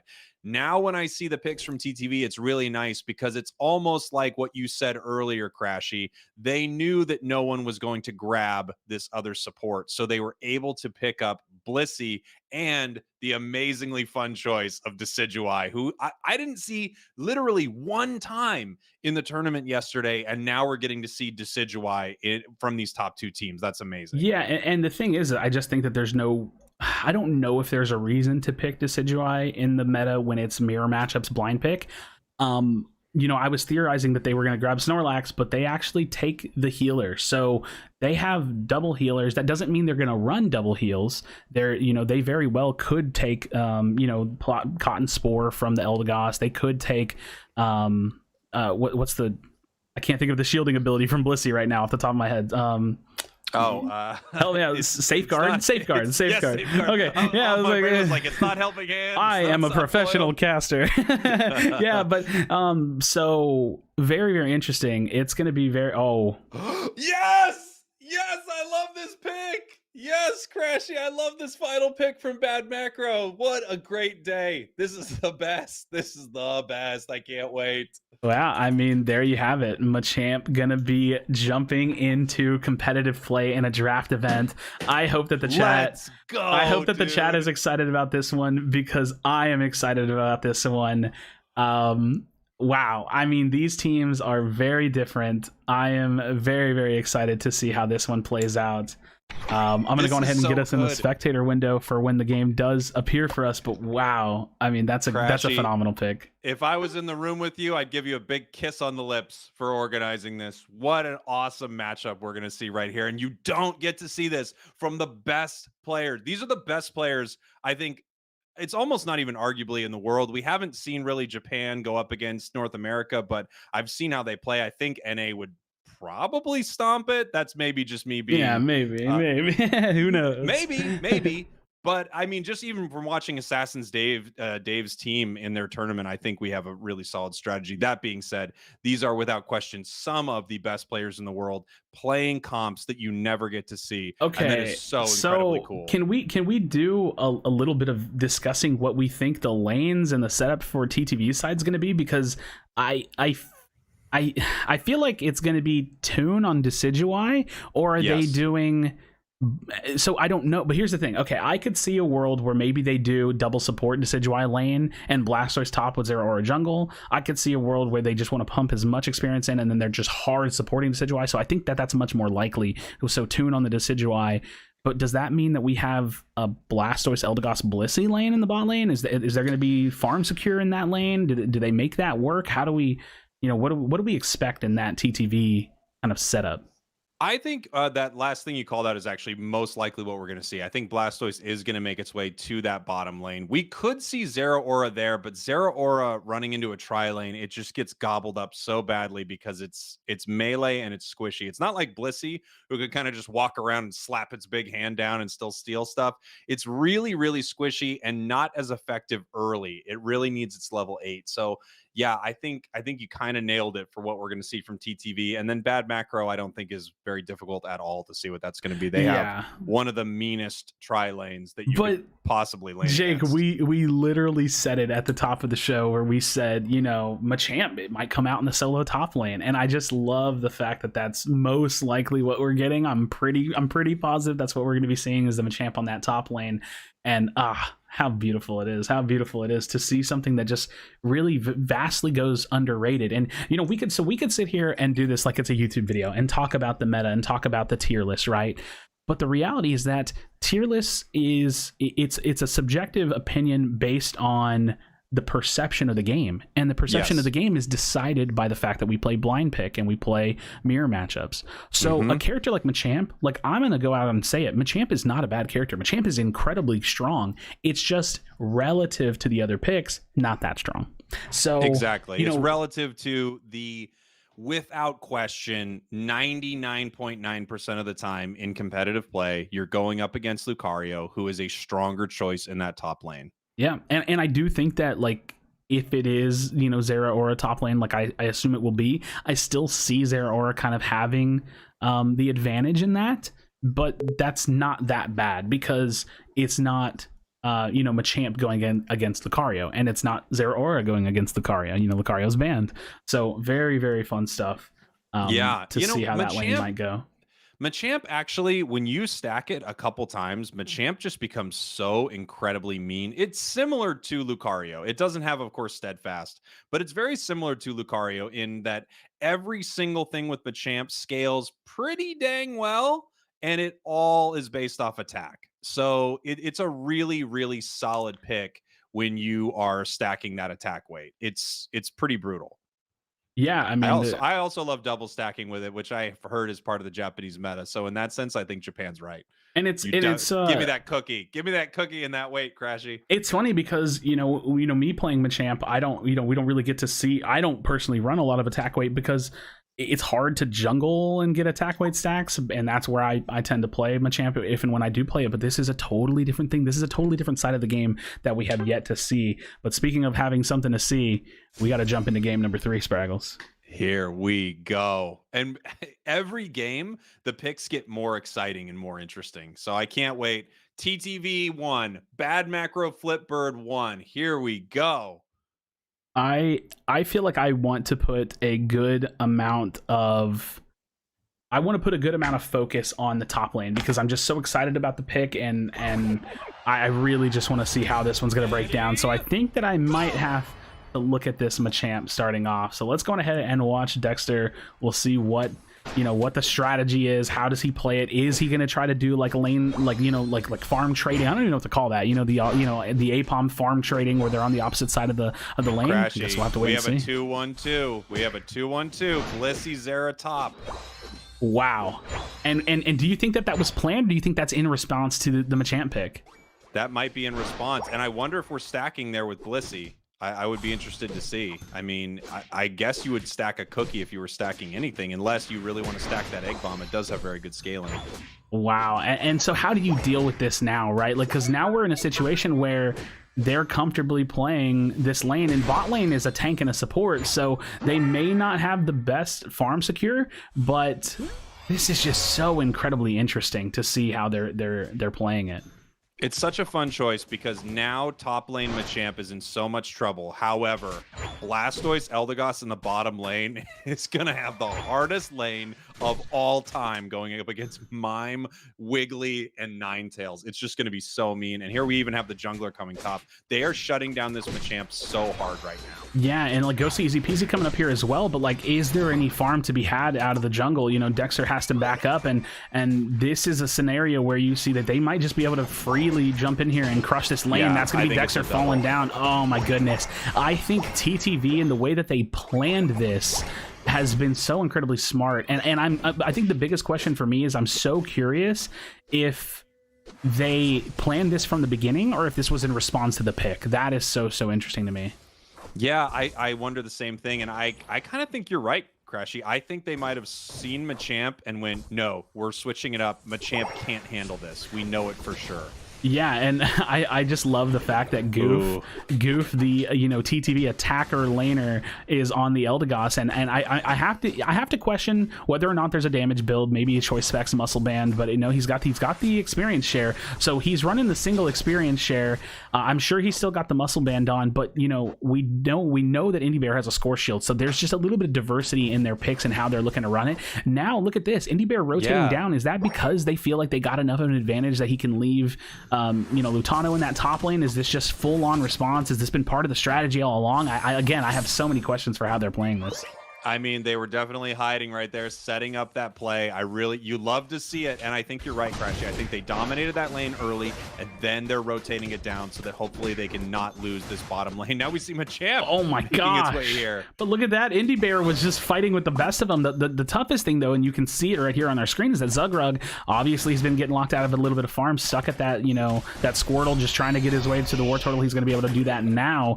But there's some focus in the top lane. I was actually just about to jump to it. It does look like Lutano gets taken down, so there's 2 players in the top lane. They might be looking to trade objectives here. It's really hard to say, but look at this. Toon comes in, level 9 Decidueye, and is probably looking very happy to what I'm assuming is using Razor Leaf. Yep, using Razor Leaf. Has so much shred potential. The 4 stacks of those boosted attacks are on. Does he go ahead and activate the Razor Leaf? He's looking for the fight. That's going to be a rebuttal. Unite move coming out in there. Oh my goodness. Bad macro flip bird blows it all. They get control. Goof not going to be able to steal that away, and oh my goodness, what looked to be like TTV dominating this early game has completely shifted around. Well, I mean, that's the thing, they weren't dominating the bot lane. That's right. They weren't dominating that bot lane. I love the play from Decidueye there, but now you are seeing why Decidueye is still such a risky choice in competitive play, because it was set up to Razor Leaf perfectly, except there was a giant shuriken that was going to land on its head.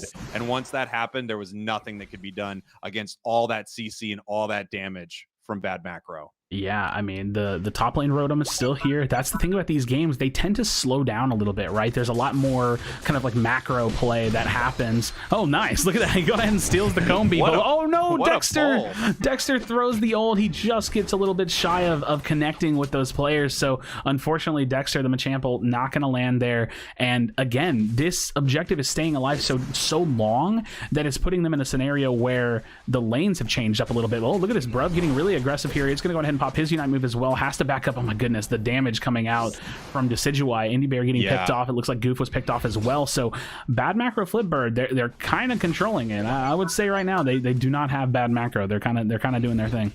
I've said this a lot. I said it a lot yesterday too. Watching them, the name needs to be Good Macro Flip Dread, because that is what they do consistently. They have great macro and they take every Dreadnought. Look at this, the Rotom. Oh, I thought Bruv was going to get that in. If the Rotom would have gotten stalled there because of the player presence, but Bruv was able to capture that tower, that would have been more problems for them. So they're not really going to get a ton out of it other than just stealing away some, eliminations, some knockouts, getting some additional experience, and then taking the pressure off of their side of the lane or their side of the map.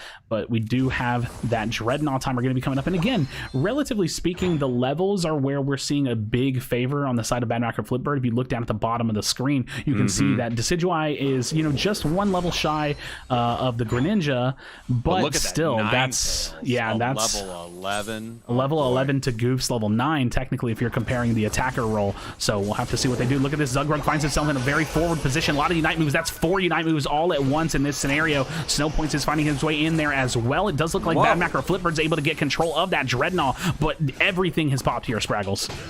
Wow, I mean, I really thought that, because I saw Zug holding that Unite move, and I really thought they had a chance to steal and kind of win that entire fight with that Blastoise Unite. Maybe pre-Blastoise nerf it would happen. Look at Goof! Elder God! We've got the Elder God. He almost has a triple with Elder God. Wow.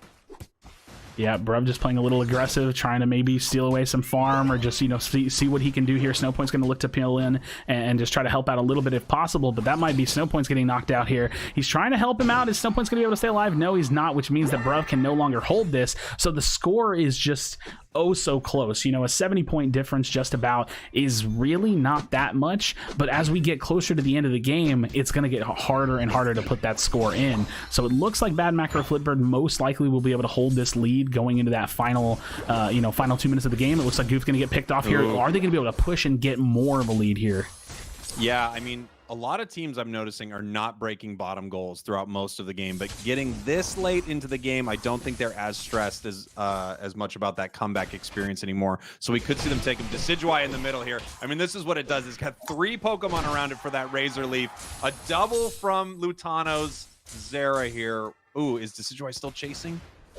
Let's take a look. Yeah, gonna go ahead and back. They do have Dexter in that top lane stealing away a little bit of farm, and both of the mid-map objectives are, you know, either up or being shown. So Dexter using that eject button, he's gonna go ahead and try to back up if he can. He does still have this, tier 1 goal, so still alive. But wait, Chris Heroes finds a couple of eliminations. He's gonna put a 43-point overdunk. Huge. Wow, and Ninetales, Krashy, you know this. Ninetales never gets the score. That's so huge for that Ninetales there. Look at that. That was going to be Bruv coming in with the confusion, steals away the Rotom. So that 2 minutes, 15-second mark, there's a little bit of pressure on the map. You can see Bruv just trying to push it a bit, you know, kind of slow down their potential to shred this down. But hey, that's a Decidueye. There is no slowing down the shred. Yeah, that's what Decidueye does. We've got a dynamic punch cross chop from this Machamp, which is also the Machamp I love to run when I solo that top lane. I think it's a really strong combination. You have 2 dashes, and they both work really well with all those stacks. This Machamp just hiding, waiting for a little bird to pop in, hopefully. Yeah, we see it looks like TTV wants to get their way in to this section if they can, just trying to chase down Chris. It looks like Lutano does have a little bit of peel. So now the Unite moves are starting to come out. It's going to be Mr. Mime coming down with it, Wiggly as well, Wiggly, and the Greninja. Every single Unite move has popped, and the fight is just resolving so quickly. Bad Macro Flipbird staying incredibly close together, but that's going to be a huge Unite move coming out from Zugrug, returned in favor from Chris. But it does not look like anybody has fallen here, which is, if you think about it, a big advantage for Bad Macro Flipbird. Absolutely huge. They're running down the clock, which they know they need to do. They know they're ahead on score, and at the same time, everyone uses their Unites expertly so that no one falls. Oh, but look at that. 1 kill is going to be taken. Snowpoints is forced to use that eject button, does not fall down, but they have to flip it. I mean, that is the name of the game here. With only 50 seconds, 55 seconds remaining, they have to find a way to either pull them in and definitively win this fight, or flip it and see if they can get it. And look at Indie Bear. Look at the discipline. He has the boosted auto, waiting for it, and they don't get it. Oh, no! Machamp, the champ! But can they get out? How much can they actually score here? Machamp looks like it's going down. I don't think it's going to make it. Oh, look at that. Dexter puts the 100 in. Looks like Greninja going to be putting the 100 in as well. And that's going to be it. I mean, there's really just no more time, no more way for them to pick it up. I was really wondering what we were going to see from Decidueye in this game. And while Decidueye is amazing, we also saw the reason that Decidueye doesn't get played a lot. Because if it doesn't get set up well enough to shred the enemy team, if the enemy team can shut it down, if the enemy team can move it where it wants to go, especially with Pokemon like Mime and Wiggly, it's really hard for Decidueye to end up shredding the entire enemy team there. All right, so there we have it. Bad Macro Flipbird putting themselves up 2-1 in the series, which means they are now at game point or match point, whatever you want to call it. Let's go ahead let's go ahead and jump back to us. I'm going to go ahead and wipe out our graphics. So man, I just love the current state of these games. Machamp finds a win in a competitive game. So are we now, is the only Pokemon, the chat maybe can help me out with this, is the only Pokemon that has won every single game Wigglytuff? Is that the only Pokemon that has made it through every single match on winning teams? Yeah, I definitely can't help you out with that. My brain. That's some good stuff, a win for Machamp is a win for all of us. A win for Machamp is a win for mankind. Krashy. Yeah, that I feel like I've heard that said somewhere by someone famous that maybe landed on the moon or something. I'm not really sure if that's how the quote goes, but it definitely was something. It was one akin to small that. step for man, one giant leap for Machamp, I believe. Yeah, I think I remember hearing that as well. So Yeah, I'm All pretty right. positive. It's hard to remember exactly, but I know they were like NASA was super into Pokemon in the late 60s. I definitely remember hearing about that. Yeah. Well, we're getting into it. TTV had first ban, first pick. Then it went back to them for game number 3. So Bad Macro Flipbird is going to be getting first ban, first pick. So let's go ahead and let them know. Bad Macro Flipbird, ban 1, and let's see how it goes. Yeah, I mean, I think obviously we're gonna see Lucario get banned out possibly by TTV, which is so ironic. But I don't think Bad Macro needs to ban this Lucario here. They do get first pick, so they can take it. Yeah, I mean, I at this point, we're on match point potentially. I think it would be really interesting to see something change from the side of TTV to see maybe they start doing something very, very differently. But the first ban is going to be coming out, and actually, you know what? I'm going to go ahead and set in both bans simultaneously because both teams set them in very, very quickly. I think that they're getting more comfortable with the drafting, which is actually kind of a problem for me because they're getting faster and I'm not. But so first ban going to be coming out from the side of Bad Macro Flipbird is going to be Lucario, but the first ban or the ban in response from TTV is going to be the Cinderace. So y'all can go on ahead and see those simultaneously as we set them in. So we're going to have Bad Macro Flipbird on their first pick now. Yeah, I mean these bans are to be expected. That Cinderace ban, I think, is very, very important from TTV. They recognize how powerful that is in Bad Macro's comp. And then Lucario, I don't think either team wants Lucario in this game. If you could ban anyone, I think you ban Lucario right away. You, of course, can't let TTV have Lucario, but Bad Macro, I guarantee, plays very mean Lucario as well. Yeah, so and just for the sake of clarity, I know I said it already, but if anybody didn't catch it, Lucario was the first ban, Cinderace was the second ban, so now we are returning back to the side of Bad Macro Flipbird for their first pick, which will in response give TTV 2 picks. So we're waiting to see what they're going to pick. But these bans, 3 straight games in a row, Cinder, Lucario have been banned. So really, really interesting meta that's kind of developing, at least between these two teams in terms of pick ban. Yeah, and I don't want to correct you. We did have Eldegoss that first game, though. It was Eldegoss. Yeah. Ban. Well, did I say 3 games in a row? I meant 2. Yeah. Whatever I said. Yeah. Whatever I said. All right. So the first pick coming out from the side of Bad Macro Flipbird, I think it's something that is very clearly something that they appreciate. They want to have on their side, and I totally get it because they're crushing it in the current game with it. Is going to be the let's let it lock in, the Mr. Mime pick. So interesting. I mean, Mr. Mime is such an amazing Pokemon, although I think if we're playing Moneyball here, Krashy, we have to realize that the Pokemon that wins, the consistent winner of these games is Wiggly. Wiggly wins games, baby. I mean, that very well may be the case, and speaking of Wiggly, we do have a couple of picks coming from the side of TTV as I'm looking to lock in the graphic right now. So we have the 2 picks coming from the side of TTV are going to be the Wiggly Eldegoss. So still prioritizing that Eldegoss, but this time they're pulling the Wiggly in their hands. It's consistently been picked by both of these teams. I'm not going to lie, my brain is kind of forgetting who has had it, but it's definitely going to be. It keeps bouncing around. Wiggly bounces around, and Eldegoss, if it's ever available, TTV has grabbed Eldegoss here. Eldegoss, as we know, is just one of the best Pokemon in the entire game. It's the meta choice for support for sure. Wiggly kind of fills that tank role that you see in the bottom, so you can swap it in for people like Mime and Snorlax and things like that. Wiggly, with our most consistent win rate throughout the entire tournament, Wiggly might be the star of today, except of course Machamp, who is the star of all days. Yeah, the star of our hearts. But so I mean, again, to speak to the kind of the structure of it while we wait for their pick, I want to briefly kind of recap on how I was running this event from the prize pool perspective. So the total prize pool is a $250 prize pool, and we're going to be giving $55 to both teams just for showing up, to be a part of this event. And there is $20 per win, so each team has opportunity to kind of make a little bit more money and stack up their earning here. But there will also be a $40 bonus for the team that wins the series.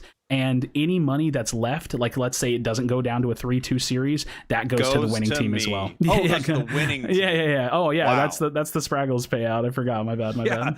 I want these teams to clean this up fast, man. Give me that money, Krashy. So look at that. Bad Macro Flipbird gonna lock in the Zero Aura Greninja. So they're already kind of just setting the pace for their lane and their jungle pick.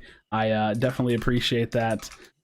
Because they're incredibly high tier picks. They know what they want. The Cinderace is banned. They want to grab themselves an AD carry that's not a Decidueye, and they went on ahead and grab the Zera Greninja. Two really strong picks.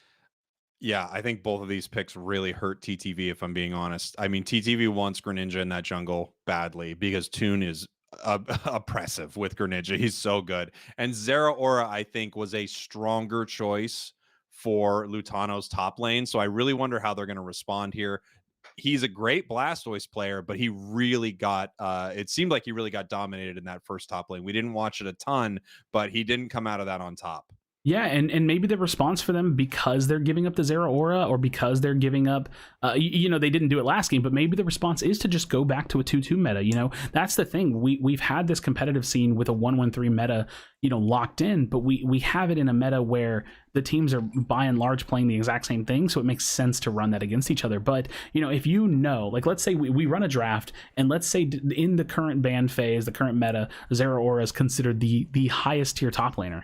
Well, maybe you just 2v1 it. Maybe you 2v1 it and say, you know what, we're going to let our bot lane struggle a little bit in the 1-1-3 if that's the way that they decide to play it. Or maybe the whole competitive scene goes back to 2-1-2. You really just don't know how the full scene would develop around a draft until it starts to get played out more and more and more. But as we're waiting for the TTV picks, I kind of wonder, is this a scenario where they take away the Blissey again? Is this something that they're saving in the pocket? Do you think that Bad Macro Flipbird's going to pick it on their next two picks? Where do they prioritize having the soft boiled on their team? That is a great point. I could see TTV doing that, especially if they want to run a 2-1-2. Having that Blissey makes that 2-1-2 just like they did early. That makes it such an easier choice. You can still have Blastoise in that top lane because you're giving it time to beat Zera Aura early, and then you rotate down. It's possible. It's totally possible. Although Wiggly and Eldegoss might be a tough one in that bottom lane. Maybe Wiggly starts top. Yeah, I mean, the crazy thing is at this point, I'm not really counting anything out because these players have the mind for thinking of, these unique strategies and the things that they want to do with it. But there was a top lane pick that you were talking about a little bit ago that I think that has seen a little bit of play and does not surprise me that it is going to be getting picked again here. Let me go ahead and lock in these picks from the side of TTV as they do lock in their next two. And those two picks are going to be a Greedent and a Sylveon. So the Greedent and the Sylveon going to be coming out, and now Bad Macro Flipbird are on their final two. This is so interesting for me because Sylveon's a pick that I wonder why they take it before their last pick. I don't think it's going to get stolen. So I'm wondering what the thought process is for getting that Sylveon. Unless Toon wants to put that in the jungle, I feel like right now, obviously they want to secure that Greedent for their top lane. But I wonder what the thought process is behind Sylveon. Maybe they think whoever their jungle choice is going to be is not going to get taken anyway. And that's again kind of one of those things where since we're not fully in tuned with our comms and we haven't seen this develop in the scene over a long period of time, it may just be Goof is like, you know what, I'm a god. You know what I mean? Like, give me my Sylveon. I don't want to think about anything else. Like, make sure that we lock that in. The rest of the comp can kind of play around that a little bit. And I don't necessarily think that's what it is, or I don't know. But they may just be so incredibly comfortable on it that they just really are high prioritizing the Sylveon pick. But nonetheless, I mean, the team comps are coming together. They're both looking very strong. We do have the last two picks coming in from the side of Bad Macro Flipbird here in just a second. And again, just as a reminder, the series currently at 2-1, which means if Bad Macro Flipbird wins this next game, they're going to take the entire show match win. They're going to take the whole series. So that's right. And then I get that extra chunk of change, baby.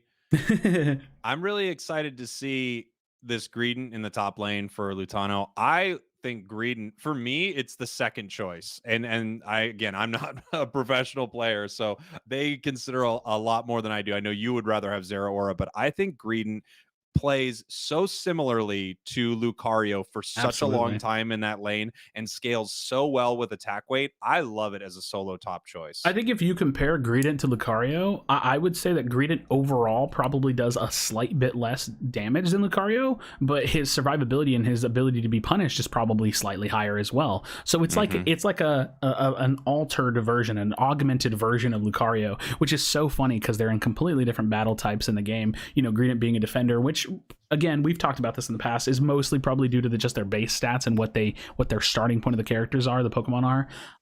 But nonetheless, I couldn't agree with you more. Greedent is a phenomenal top laner, very very hard to deal with. You're not killing it, you know what I mean? Like you're not really going to kill it so easily. So very very interesting, and yeah, These I don't know. next choices, I'm wondering if we see. I mean, it feels like their Ninetales has been so dominated from bad macro. Just one of the most incredible Ninetales plays I've seen. And then I'm also wondering, who else do we put here? Do they take that Blissey? It's going to be really interesting to see. And of course, Venusaur also open. Do we have a Mime Ninetales Venusaur bottom lane?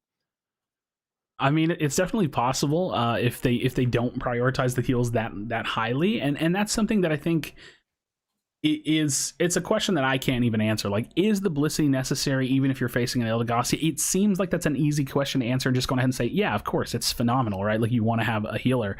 Oh. Oh my goodness, what a choice, Krashy. What a choice. Oh man, And you never see this, Mon. What a world we that live has in. to be a response pick, right? Yes. Okay, so Bad Macro Flipbird giving us their final two picks. Let's go on ahead and lock it in, and that is going to be Slowbro Blissey. Let's go, Slowbro. What an incredible pick. This is such a cool choice. You don't get to see Slowbro that often, and it works so well with Zera and Greninja right there. Blissey helping it get into position for what it needs if they're running a helping hand. Slowbro with that telekinesis, just setting it up for Zera, Aura, and Greninja to melt everyone. That is that's I really love it. interesting. I mean, the thing about it is that it's not easy to play early. So we'll see, what the implication of picking that is for them and how they make it work. But the last pick, and I can't believe it's the last pick, is going to be getting locked in by TTV, and we'll go ahead and set that in. That is going to be the Venusaur pick. So TTV going to be locking in the Jungle. Venusaur, and yeah, I definitely think that that's the jungle. Yeah, both of these teams, I love all of the choices we've seen. I have to tip my cap if I was wearing one. Obviously, I'm wearing a fedora. I have to tip my fedora to Bad Macro Flipbird for picking Machamp and Slowbro in this series. They have my heart right now. I think it's really, really interesting because I just wouldn't expect the Slowbro to come out in this type of an event regardless. Like the same way I would say that I didn't expect the Charizard, I really didn't expect a Slowbro. But the other thing about it is that they probably could have picked conservatively and picked something that is guaranteed strong just based on like the meta and the tier lists, right? Like something that we know is strong. But they're doing this as a response pick, but they're also on match point. So, maybe they're comfortable enough to try it because they have another opportunity if they do fall in this game. I don't know. I don't know what the thought process is there exactly, but I can't say it's bad because if you catch an ulting Greedent, well, then the ulting Greedent's no longer ulting, right? And if you catch a Giga Drain Petal Dance Venusaur, well, the Venusaur is no longer Giga Draining, right? So there's a lot to be said about this pick in the meta when it comes to playing the late game with the Unite move on Slowbro, but you can't take that without thinking about the early game as well. Well, I mean, and also look at how much special attack we have coming out from TTV. This could easily be an Assault Vest Slowbro, which is one of the more common, actually, Pokemon to run Assault Vest on. If we were going to see it throughout this tournament, you're going up against 4 special attackers right now. So this could be the time that we see this tanky little Slowbro set up some perfect moments for Bad Macro. Yeah, I mean, it's possible. I have been kind of eyeballing the chat a little bit to to just catch some of the opinions of the community paying attention. And the question that I love being asked is like, is it Scald Bro? Is it Surf Bro? Like, do they you gonna Scald Bro into 4 special attackers? I'm gonna tip my desk over. Yeah, I definitely think it's probably gonna be Surf Bro, which will also just bring a little bit more CC, and that could help out, you know, a little bit with the pushing Wiggly, or, you know, the Venusaur that's looking to dive in. So I don't think we're gonna see a Scald Bro, but nonetheless, at this point, you just don't know. You know, is this something that they put some damage items on Slowbro and run kind of like an off damage tank thing, right? Because it is definitely filling a role that you know, would usually not be a Slowbro, I guess is the best way of putting it. Absolutely. Yeah. And Slowbro actually, item wise, I think you can be very versatile with Slowbro. So you could run Muscle Band's amazing on Slowbro. You are auto attacking all the time with Slowbro. Assault Vest works really well, especially if you know the team that you are, you know, fighting into. Buddy Barrier, good, not the greatest all the time on Slowbro, but it's always a good call to have it on your tanks to support the other people on your team. And of course, if you catch someone with your Unite move and you can let someone like Zero or Greninja who has low health stay there to burn them, I think that's a very, very good combination there as well. Score Shield, I think, is kind of a no-brainer on Slowbro, but I'd be interested to see if we see an Assault Vest. Oh man, I'm buying the shirt. I'll wear a Bad Macro Flipbird shirt. So the thing about it, though, and the reason why I was bringing up the versatility and the potential items, you know, itemization held items for Slowbro, is that I'm assuming that we have Bruv on Mime, we're going to have jungle and top lane's going to be Zero Greninja, and then we have basically our lane attacker is Slowbro. So I wouldn't be surprised to see something like maybe Muscle Choice Specs and then Buddy Barrier. So you have basically a damage range Slowbro, which if you've ever played it, it's not going to do a ridiculous amount of damage, but it's surprisingly a lot of damage. So you know, you have that surf. If you can get that level going into the first bees, then you surf the bees, you CC your enemy simultaneously. You have the ability to range damage poke with the Muscle Band, which, I mean, the reason Muscle Band is such a high tier held item is because of the fact that it just does so much damage. Like it just, that just is the way that it is. It does a ridiculous amount of damage. So I'm very, very interested to see if it feels more tanky. Obviously, we can't actually see held items. That's one thing I hope to see as an addition to the spectator client at some point. They need it. They need it. When you pull up their move sets, you should also be able to see held items. Oh, absolutely. I would love it. Yeah. And Slowbro, you know, a lot of the item choices you were talking about, I think, are very valid.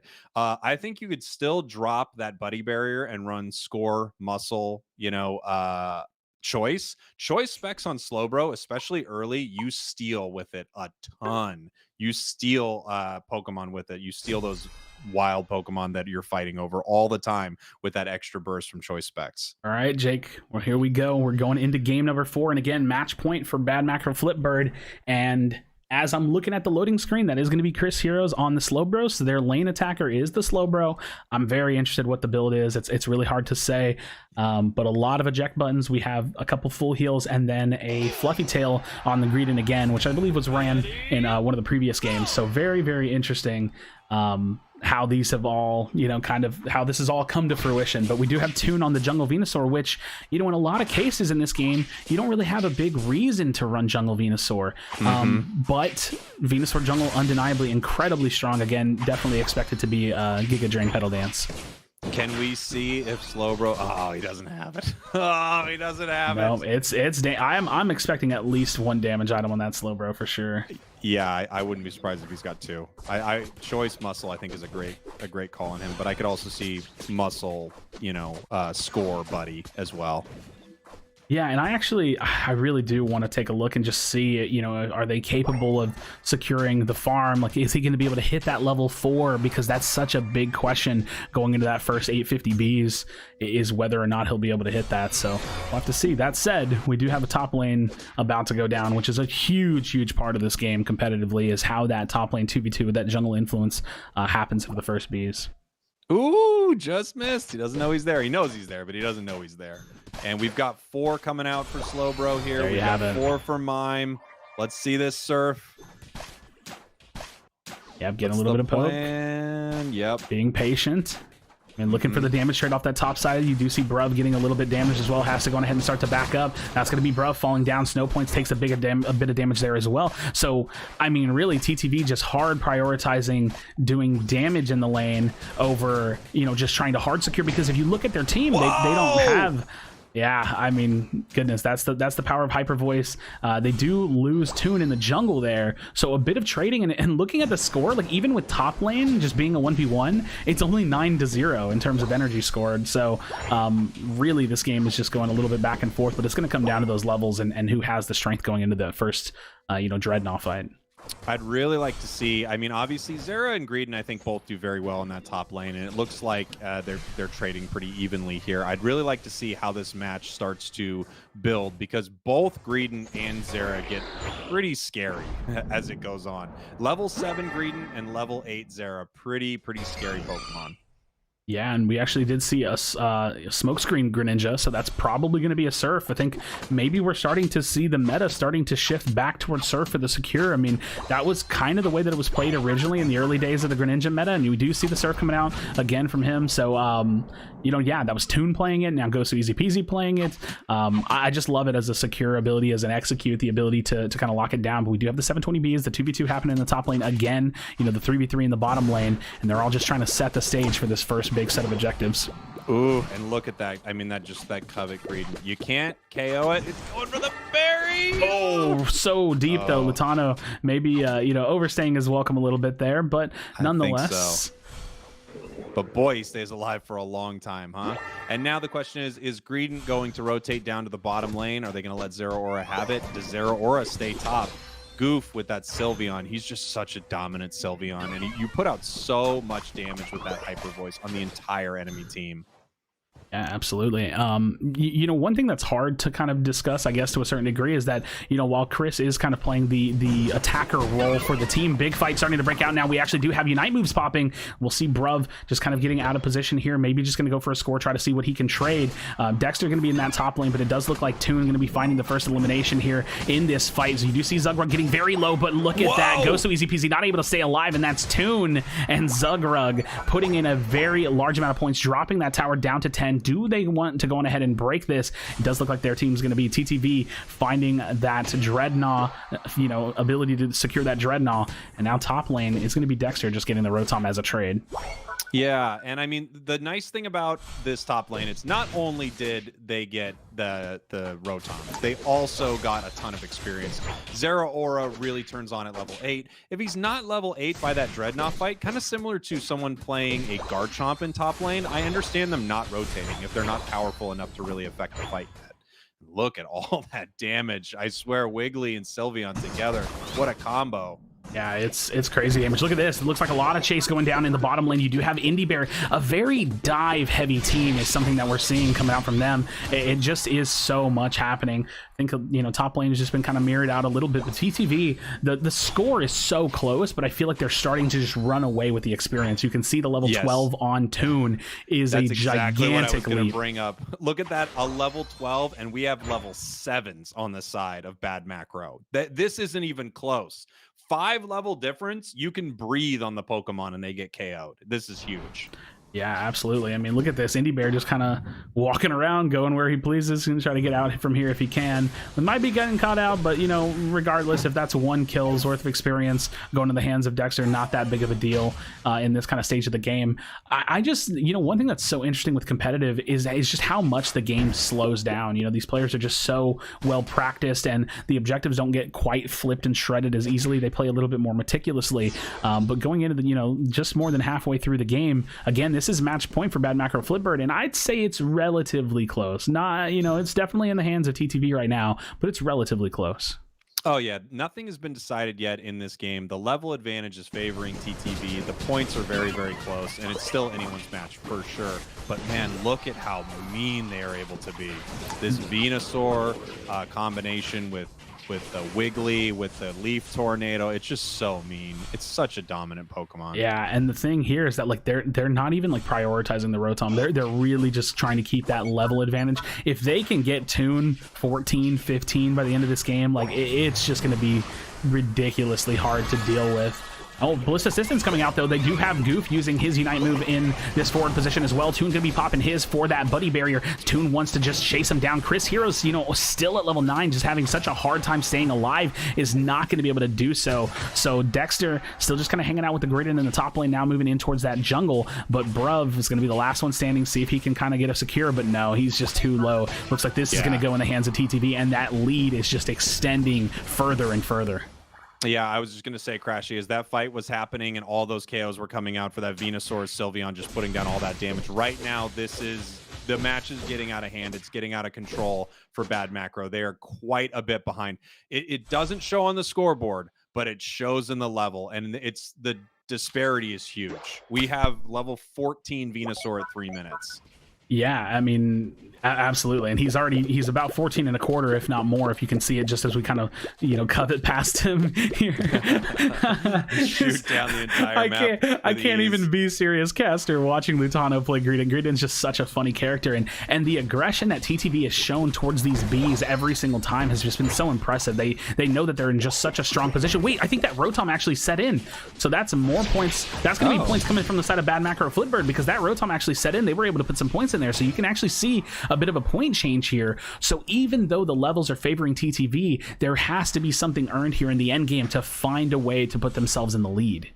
You'd have to argue that that's good macro, Krashy, because they know that they're behind experience-wise, but if they put TTV on the back foot points-wise, then they're in good shape. Oh, and look at that. I knew it was coming. I saw the eject button just out of the corner of my eyes there. They have to hold the lead, right? Like, this is their win con now. They need to force them to make a decision in the end game. We're now in final stretches, that last 2-minute section of the game. But look at this. Chris Hero's getting a little bit caught out. I don't know if he's going to be able to stay alive. He's going to be getting the heals from snow points there, but that is the Unite move coming down. The Buddy Berry going to be landing on the Venusaur as well, so not really going to be any kind of big damage trade there. That's going to be Bruv uses his as well, and this fight is just breaking in full force. Dexter is here. The Bliss Assistance onto Bruv. Now Dexter has entered the fight. The Unite move coming out from Zeraor. Big damage is going to be coming out from the side of Bad Macro Flipbird as they want to try to finish this game. Will they be able to do so? Dexter is going to be just kind of creating a bit of space, and it does look like, unfortunately, Ghost Easy Peasy is going to fall down. Are they going to be able to finish this? No, they're just starting to slowly lose out a little bit here.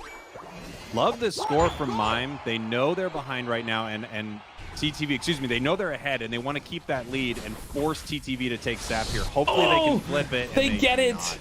They get it. TTV secures the Zapdos. You did see that the Zeraora was jumping over the wall. They wanted to try to see if they could lock that down. If they lock that down, that might have been the win here, but there's still a little bit of time in this one, Spraggles. You see them pushing down that counter push in the base, in that bottom lane. Is there going to be enough time for another repush? Will they be able to kind of creep the score back up a little bit? Indie Bear's going to fall there. We just have to see what they can do on this push. With that Venusaur, 100 points, that 86 from Greedent, it's now, unfortunately, it's a little out of their hands. I love the play from Bad Macro there at the end. They put themselves ahead with that Mime score. They forced TTV to take Zap, and then in that moment, there's a coin flip. Zeraora jumps in that Zap pit. There was still a chance for Bad Macro to flip that bird. It just did not happen for them. Yeah, Bad Macro almost getting the bird flip this last little bit of seconds that they have here. Chris is going to be throwing that out as well. The Unite move coming down. They do have all 5 members. Is this enough? The Unite move is coming down. They're trying to score a little bit more. There's just such a gigantic gap. I just don't think that they can make it up. So most likely this is going to be going to a game number 5 with TTV taking this one. But man, that final fight was just so beautiful. TTV going to go ahead and take this one, and we have to go to a game number 5. Obviously, we're heading to a game 5. People are purposely making sure that I don't get a part of that prize money. I understand it, but of course I am devastated, Krashy. I hear you. I love you, but there's nothing I can do about it. I understand it. Look, it's better that we head to a game 5 because each one of these matches has been incredible, but there's no question that I want some of that sweet, sweet money. It's all I'm really thinking about. Yeah, it's funny because when I contacted you to do this event with me, you were like, well, how much? And I was like, oh, we'll talk about that later. And now, unfortunately, that's catching up to me a little bit here. And now it's going to happen live. We're going to have the money discussion live. I said I'd send you an invoice, and you were like, I don't know, Yeah, I said you could send it to me. It doesn't mean I'm going to do anything with it. So, well, I don't want to get into it because I think the people don't want to hear like us argue about money because it's kind of gross, and the way you're being about it is kind of gross. But I think we'll just drop it for now. You know, How does that sound? I think it's funny you say that because people in you know YouTube chat and comments, they sometimes call me gross. So I feel like it's really all coming together. Yeah. Well, I didn't want to say anything about that either, but I'm usually the one instigating that. Is I'll usually come into your chat and be like, "Look at this gross guy. What is his deal? Why won't he pay Jake?" So we are heading into the 5th game of this best of 3 series, which is exactly what you would want to see. And I mean, I think we're going to see probably some similar bands, probably some similar picks. Was that the first Wiggly loss? Yeah, you tell me. I don't have the brain for it. Now I'm not even remembering. Wait, no, Wiggly won again, right? Am I crazy? Which side was Wiggly on? No, now I can't remember. Yeah, I can't remember. That said, one thing we know is that these bands are coming out in full force already, and I'm gonna go ahead and just skip ahead because they're picking incredibly fast. So the first band is gonna be Cinderace. The second band followed up by a Lucario. I know I don't have that updated just yet, but the first pick. Chad. Yeah, the first pick going to be from TTV. So let me go ahead and update this. I'm catching up with the players because they've got the adrenaline pumping. So TTV ban Cinderace, Bad Macro Flipper going to respond with the Lucario ban again, and TTV going to take the Eldegoss. Yeah, coming from the chat, Wiggly is undefeated. It has won all games. Wiggly has won all games. I want people to notice that. If we're playing Moneyball, if I'm Brad Pitt, and I'm listening to Jonah Hill. Jonah Hill's telling me to pick Wiggly. He gets on base. You know, I just barely watched that movie for the first time the other day. Phenomenal. Oh, it's been so long since I've seen it. I just kind of remember. Isn't everyone upset with Jonah Hill? And Jonah Hill's like, no, they get on base. Get the guys who get on base. That's yeah, like pretty much. Yeah, pretty much. So we do have the first 2 picks coming out from Bad Macro Flipper going to be the Wigglytuff and Mr. Mime. Ooh! The Wigglytuff. If Wigglytuff wins this right now, Wigglytuff jumps to the top of the tier list. I'm going to message the people over at Unite DB. It has to happen. Let me look at this tier list right now. Where is Wiggly on it? A tier? Should be S+. This is crazy, Krashy. Yeah, I mean, Wiggly has just been giving a dominant performance. It really shows to the strength of the character. Yeah, I'm the worst person for this. I just don't remember things. It's so crazy, but it's been some beautiful games. I can't believe we're actually going to the game 5. I was hoping we'd go to the game 5, and actually, for the sake of saying, because this is my first time running this specific event, it went a little bit longer than I thought it was going to, but that's great. You know, I love it. I'm having such a wonderful time watching these players play these diverse picks, the diverse meta that's kind of developing the picks, the bands. It's just been a lot of fun. Oh, absolutely. Me too, man. It's such a treat to see the best players play Pokemon and play comps that you wouldn't normally see in tournaments. And it really shows how important having a pick ban in this game, especially once we get more Pokemon. I recognize there aren't really enough choices yet, but it really shows how important a pick fan base, pick fan base could be to this game. And I have to thank you for inviting me to do this with you because it's been so fun.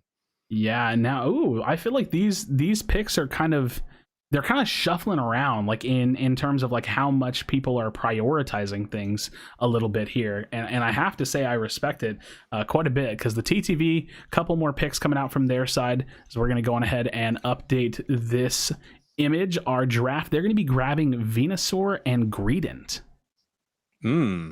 So they definitely want that top lane Greedent. Obviously, Lutano felt very comfortable with that. It's a great top laner. And yeah, Toon dominated with Venusaur that game. I think there were multiple reasons for it. It might have been the Slowbro pick, as controversial as that sounds, but Toon dominated with Venusaur in that game.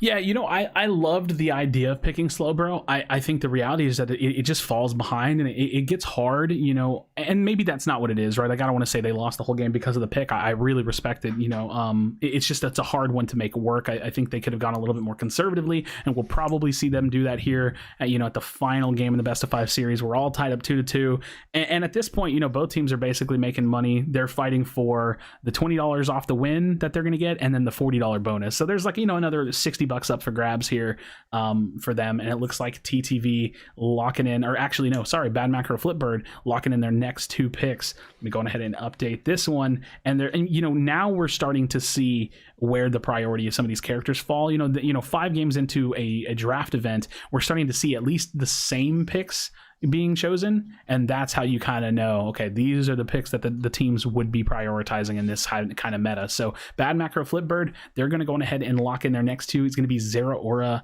Greninja. Yeah, and these picks make a lot of sense. Obviously, that Zeraora is an incredible top laner. Greninja, if you're not picking Cinderace, most teams are running Greninja in the jungle right now. Greninja is just so dominant. So all of these make total sense to me. Heading back over to TTV, they're probably going to shore up that bottom lane. I'm wondering if we're going to see Sylveon come back out for TTV. I wouldn't be surprised. Yeah, it definitely wouldn't surprise me either. They seem very comfortable on it. I think they might be one of the only teams that I see use it so consistently, but there's no doubt about it. Hyper Voice is an incredibly strong ability, and the Unite move from Sylveon is not the strongest thing in the world, but it's very supporty for Sylveon herself. It's very strong. You get it at level 8. I mean, it's a very interesting design around Sylveon. So yeah, you're definitely right. I wouldn't be surprised to see them pick Sylveon here, and maybe even they pick a Snorlax, or maybe they even it's you just really don't know what they're going to go with here. But again, these picks have been starting to kind of niche down a little bit. We're starting to see the meta of what I think draft would be, at least between these 2 teams, start to form. Yeah, I think we could easily see Blissey come back into this, as crazy as it sounds to have Eldegoss and Blissey, but it's also a great tank. It's not only supporting, but Snorlax is, I think, a pretty logical choice. You've got Sylveon, you've got Snorlax there. I think we could easily see something like that.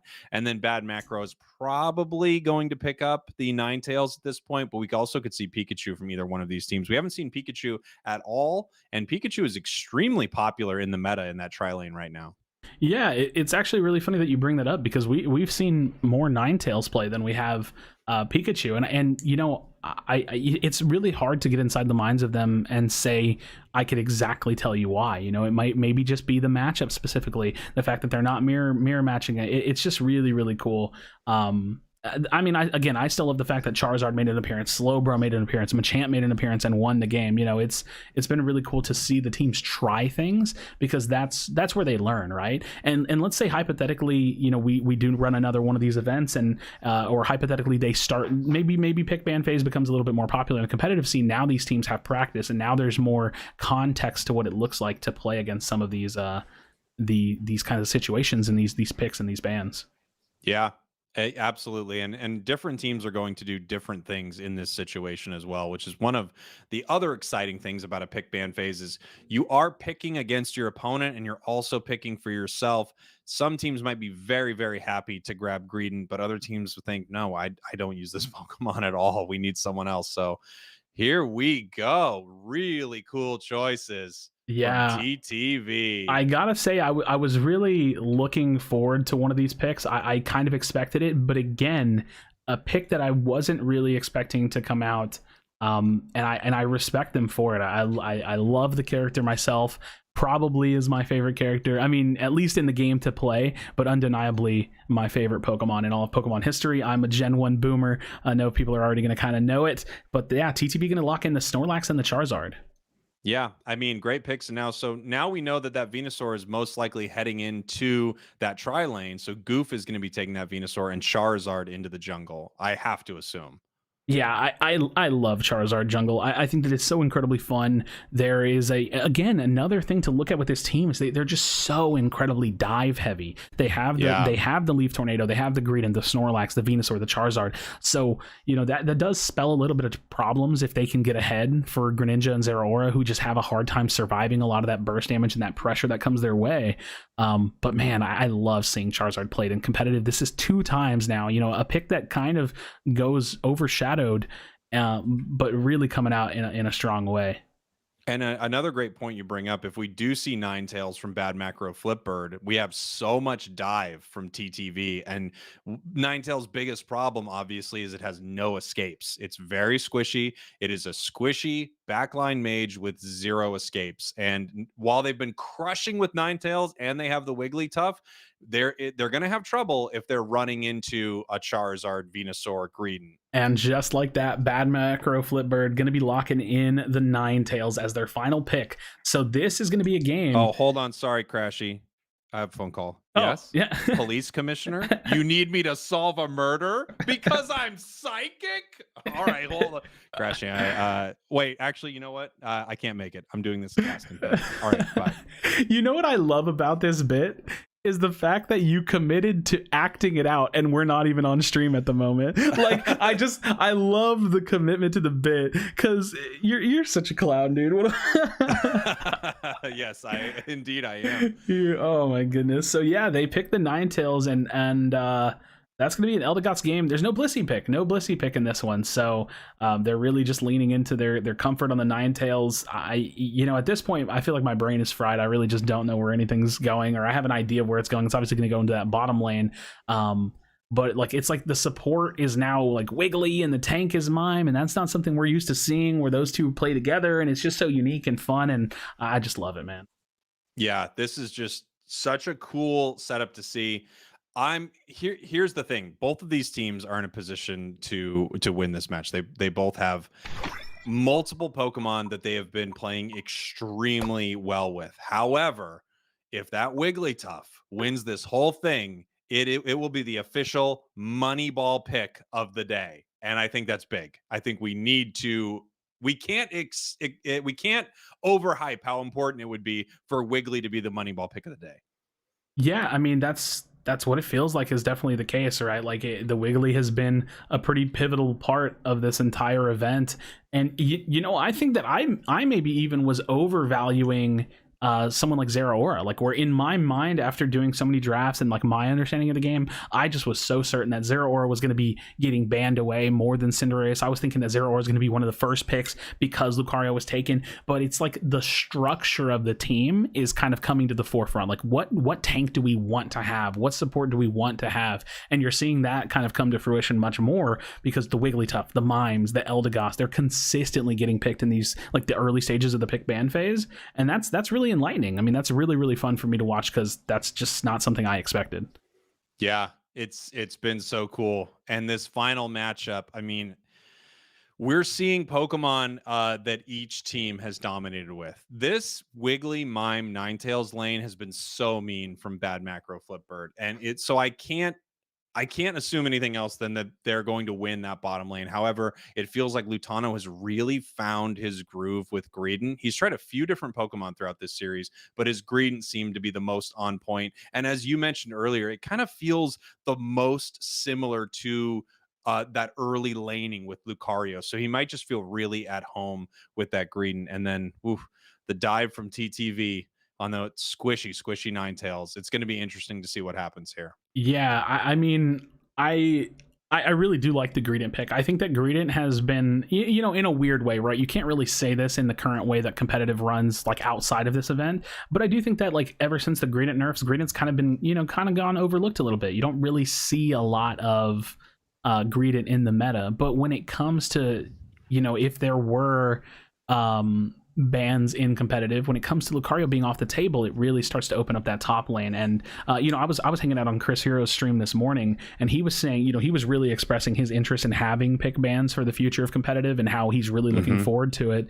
And he said he even threw out a compromise that I liked. He was like, even if tournament organizers started allowing blind pick, but both teams got one ban, he was like, that'd be cool, because then it'd be blind pick, but there would be sectioned off characters, so at least we could kind of control the meta a little bit. And I was even comfortable with that. Like, yeah, I think that sounds fun. The ability to control meta and the ability to shake things up based on who you're playing and throw in some strategy, that's what I live for with this whole side of competitive meta or MOBAs rather, that we just haven't quite seen. And Pokemon Unite, it's a young game, but it's a great game, and there's a lot I think ahead in the future of this game competitively. I totally agree. And moments like this, I think, are very, very big. You know, something you and I have talked about for so long. I feel like when we first got together and started, you know, kind of making videos on what we want to see in the game and where we see the game going, we've talked for a long time about how there needs to be a draft phase for some of the top level play in this game. And what better way to do it than to make it happen, which you've done, Krashy. Oh, thank you. Yeah, I've been planning this one for a while, and actually, speaking of planning, I'm actually doing a poll for the chat to decide who they think is going to win. So go on ahead and vote on that if you'd like to. But we're getting started in game number 5 now. We got Toon on the Charizard. Again, I just love the fact that my favorite Pokemon getting picked here and is able to see some play. You can see that series score at the top right for anybody that might be joining a little bit late. Whatever the case may be, it is all tied up in this best of 5 series. So this is the final game here. Yeah, big moves happening. Oh, look at this bottom lane with Snorlax. I can't tell who's going to get deleted here, but it looks like Snore might go down, and they both actually make it out of there. Wow. Yeah, I mean, yeah, there was a lot of damage. You can see that top lane just at the mini-map where they're getting those score trades in. Goof being a little bit aggressive. They do have a bit of damage down. I do believe Zugrug's focus band has been popped. Bruvs might be getting popped very soon. Goof taking a lot of damage, forced to use that eject button, and we'll see how they get this done. They get Mime. Do they get Wiggly and Ninetales as well? This could be huge. Oh no, they lose. They lose Snorlax, but they do take 2. So 2-for-1 trade in that bottom lane for TTV. Quite a fight early on, and I think a lot of that was really spurred on by the fact that Goof got stuck by that light screen right there, and they just had to move in on him. Yeah, now this may be my own perspective coming into play here. I'm not exactly sure. I can't quite remember if eject button was picked on Goof or on the Venusaurs when they weren't Solar Beam. So I'm just kind of throwing this out there. I'm gonna keep my eyes on Goof's ability choices here, because it may be, nope, he went Giga Drain. Okay, I was gonna say it may be him trying to set up a potential Solar Beam build, but it doesn't look like that's the case. That said, he did just find an elimination. To be fair, when he ran Solar Beam earlier, he was running a Giga Drain Solar Beam. Oh, okay. Oh, yeah, I actually didn't catch that. Okay, I didn't catch that. So you never know, I suppose. So we'll see if that's what he prefers to play. I'm just so used to seeing, you know, the pedal dance playstyle played with full heal, or at least I'm used to playing it that way. So who knows? They're either doing some things that, you know, I just personally don't do, or they're setting up a potential. Oh, look at that. That boosted auto, just pulling them all together. It just really is a lot of damage. It really looks like TTV is controlling this lane. Yeah, TTV is doing a great job in this lane right here against what I seriously, if I were to write down a lane that I would want to go up against the least, it might be Mime, Wiggly, Ninetales. It's just so mean. And look at them. They're taking it to them once again, actually really playing solidly in this lane. Zugrug, maybe the best Snorlax player out there. He dominates with Snore, and he has been finding so many of those moments where it's just right at the cusp of him getting taken out, but he still knows that he can survive in that fight. Yeah, now watching that top lane, you do see Lutano using that fluffy tail. They're just trying to secure some of that farm. It does look like Bruv gets an elimination onto Zugrug in the bottom lane. So we'll see how this starts to break. That 7-minute mark is coming up. So those 720Bs have been taken down, and we'll see where they decide to start focusing. It's gonna be pedal dance. Greninja. We've got 8 from Charmeleon. Charmeleon wants, yeah, we do have pedal dance here. We've got 8 from Charmeleon. It wants 9. It gets 9 for this dread fight. This is big. This is really big. Yeah, Toon does have the Unite move, and it doesn't look like Greninja able to reciprocate on that and go so easy peasy. Doesn't quite have the experience. You see him farming the Aldinos, but he's still at about half. And look, Toon even taking the extra step just to put a little bit of focus on stealing that away. But as I say that, Goof gets taken down, and this is where he needs to force the Unite move because they need to win this fight. Look at that. It gets taken down. Chris Heroes throws out that ability at range. Is going to be able to secure that Dreadnought. So unfortunately, even though they had that level advantage, the elimination of Goof really set the stage for Bad Macro Flipbird to kind of step forward and make a play.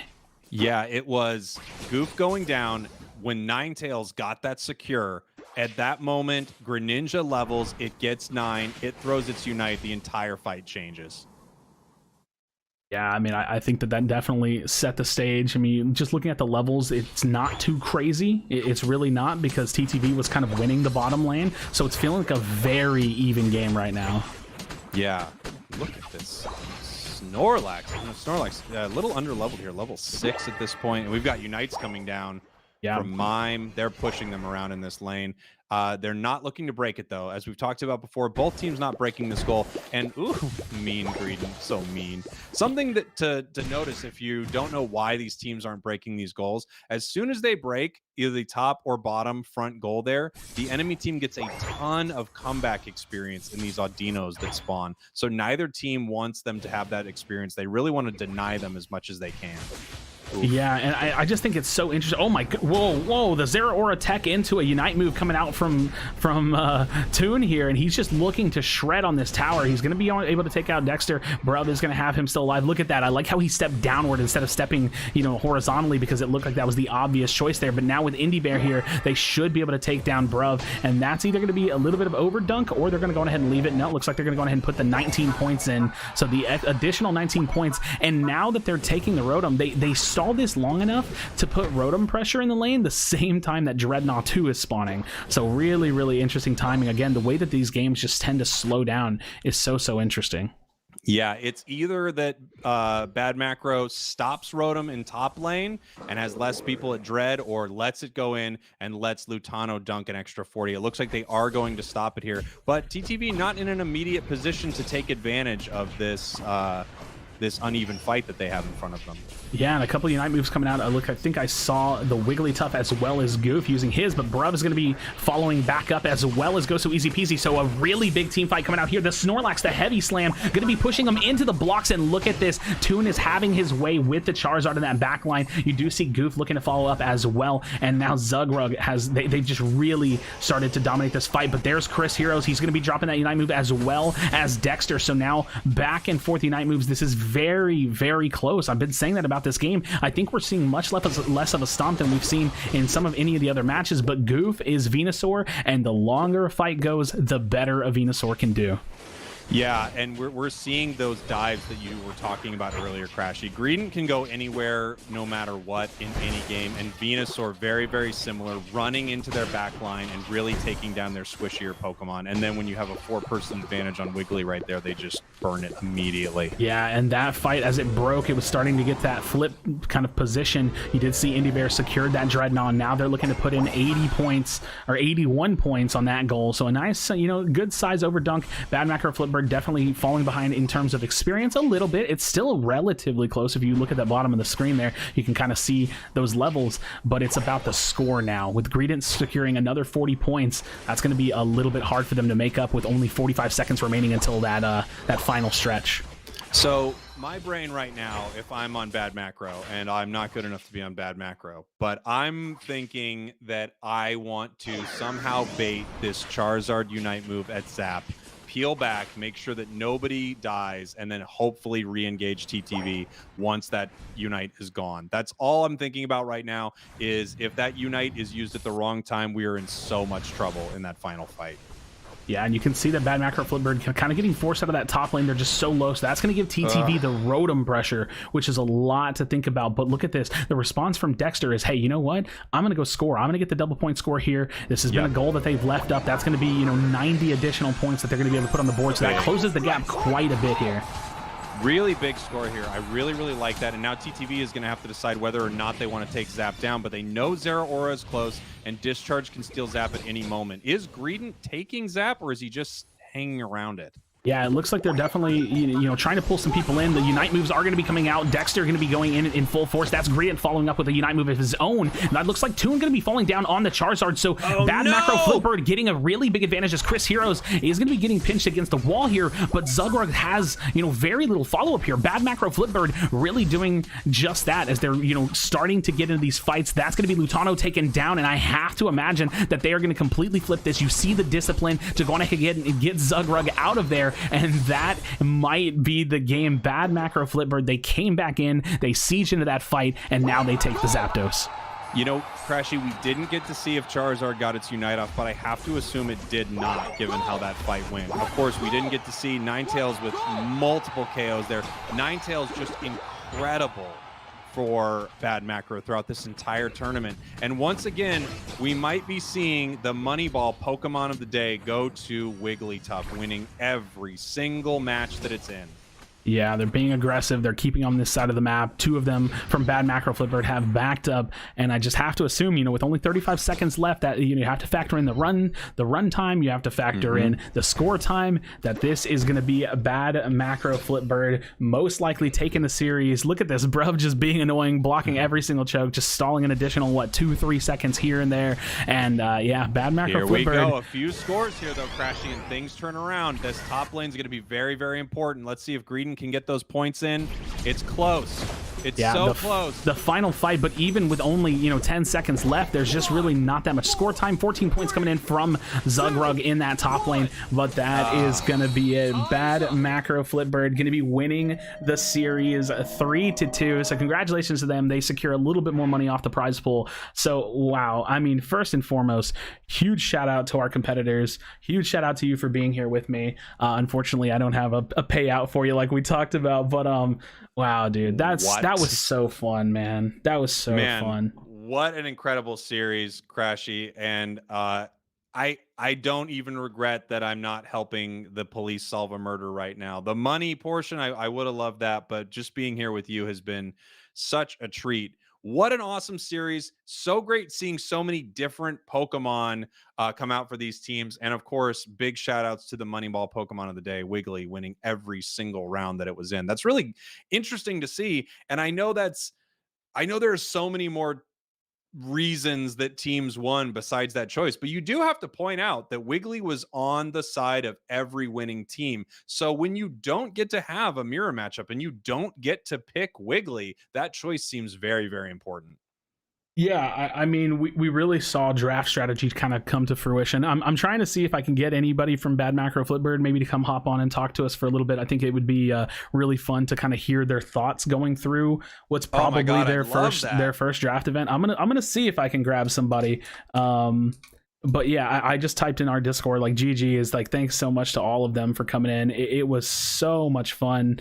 I mean, really, I'd be willing to talk to anybody, but usually, you want to talk to the winners if you can. Let me see. Just for a second. Oh yeah, they're actually in there. So do you want to hop in the Discord channel? We'll go talk to them. Perfect. Yeah. Yo, what's up, guys? What's up? Yo. GG's, man. GG's. That was incredibly fun to watch. It actually went a lot longer than I thought, which is super cool, but I feel like we were like seeing y'all's draft strategy change. Y'all tried out something with the slow bro pick. I don't know. I don't really know where I want to go with this. Just give me your thoughts on how the draft went, what you feel like you learned, how, if you had a good time, like let me know what you're thinking. Wait, who first? Dude, anybody, bro. I don't know, dude. I'm all over the place. You just start spitting stuff out, man. It's all good. I mean, yeah, it was pretty fun. The slow bro pick was pretty crazy. We weren't fully sure about it, but we wanted to try something new, and there was miscommunication as well with the Blissey Blissey build. We had a bit of miscommunication with the cooldowns that draft. I think it could have gone a lot better, but I mean, all around it was pretty fun.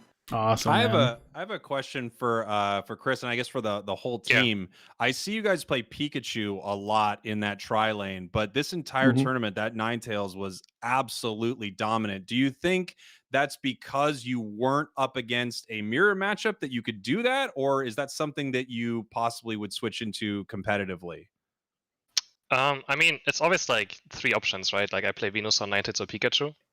And depending on what the enemies play, like I try to adjust it. And if the enemies have like Venusaur or things that run into you, Ninetales feels very strong. And since the last patch in general, Ninetales feels strong. And into certain things, I just don't want to play Pikachu either. So yeah. It just really depends on what they pick. Like I like Pikachu if the enemies have Ninetales, as an example. Because outrange, you just have a bit more range than Ninetales.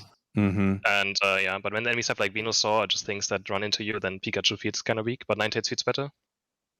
Nice. So yeah, I was gonna say I hadn't even really thought about it. I just hadn't even thought about it that way. Like it, obviously there's a good few lane attackers that are available to be picked, but when they're picking the Venusaur, playing Pikachu is probably pretty miserable. So I guess that makes sense. Yeah.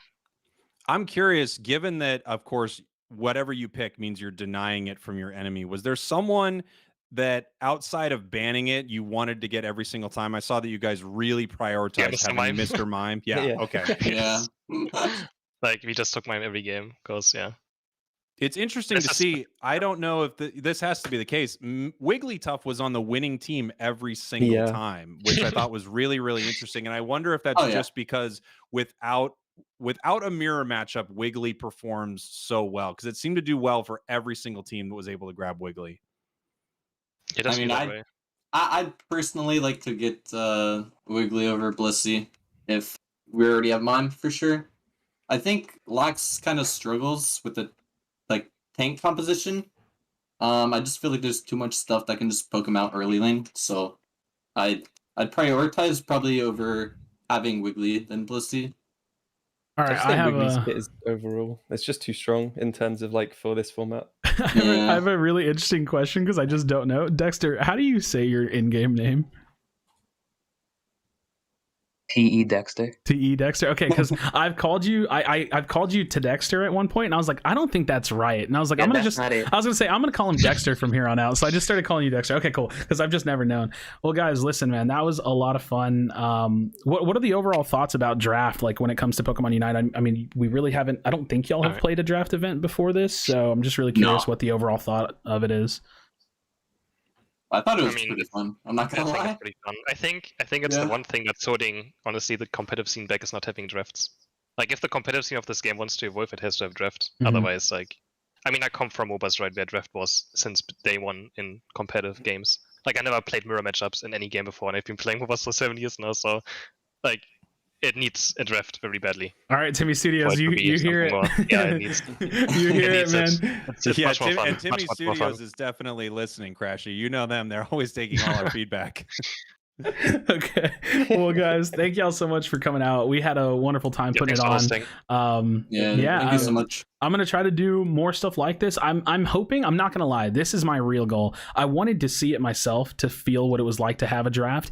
I want to see more people watch this and go, "Yo, that was cool," and start to implement some versions of draft into the competitive scene, if it's possible. Even something like you said this morning, Chris, where even tournament organizers could do blind pick, but maybe throw in some draft or some bans too. So, something like that starts to push the game further and further was a part of the goal, but also just because I wanted to run something cool. So, thanks y'all for playing. We're gonna go ahead and bounce out to end this all up, and congratulations on the 3-2 win. Just ban Lucario. Yeah, ban Lucario, man. Yeah, you might have to. And one suggestion before I go, I've said this the last tournament I was watching you guys. I said it again today. Possible name change, good macro, flip dread. You do it all the time. Nah.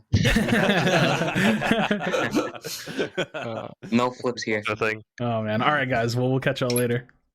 All right, GG's. Wow, man, what a series. What a fun time. I don't know, man. I just had so much fun with it. Spraggles, do you have any last words on this one? No, man, it was a blast. That was so much fun to watch. I love seeing so many different Pokemon, and I love kind of getting in to the head of the bad macro there a little bit, because I am curious. When are you going to run Pikachu? When are you going to run Ninetales? And I was wondering if they had noticed how valuable it was to have that Wiggly and how much they were prioritizing mine, because they were doing it so much throughout this series. That was so much fun to watch, and I understand how in a larger tournament it's kind of unwieldy. You have to have so many people running the chats, and you have to make sure that teams actually do what they say they're gonna do. It's hard. It's a lot. For sure, a lot. Yeah, but man, it's just so much fun, and I had a blast, dude. Thanks, bro. Listen, man, I'm gonna go ahead and sign us off, but I gotta throw out some ending thoughts. Solo production on this, I'm not gonna lie, dude. My brain is all over the place. There were probably times where I just straight didn't answer a question or something. I don't even know, but I'm working Photoshop in the middle of this. I'm typing in Discord in the middle of this. I'm doing all of this, but it was so much fun, man. My goal for this, if anybody wants to know, is I would love to run one of these a month, grab a couple competitive teams, Tyre, Red Love's team. I'd love to grab Phil Yumu's and Dave's team with Fui. I would love to grab Sanji's team. There's so many good teams out there that I would love to feature on something like this. But we'll see, because I would also like to find a sponsor for it. So we'll see what happens. But friends in the chat, anybody that watched on any of the players' streams, I'm sure they had a good time. I hope y'all had a good time with it. And yeah, we're gonna go ahead and sign off. So thank you guys so much for hanging out with us. Me and Spraggles, we're doing the content things that we love to do. And just the fact that I could look over at one point, like see like 700, 800 people just engaging with an idea that I had, man, that's a dream come true for me. So thank you so much, Spraggles. I appreciate you. I love you. I appreciate you too. I love you too. I can't wait to talk about money as soon as this thing turns off. Awesome, guys. Well, all right, we're gonna sign off. I hope y'all have a wonderful day, wonderful morning, afternoon, wherever you are, and yeah, we'll see y'all next time. Later.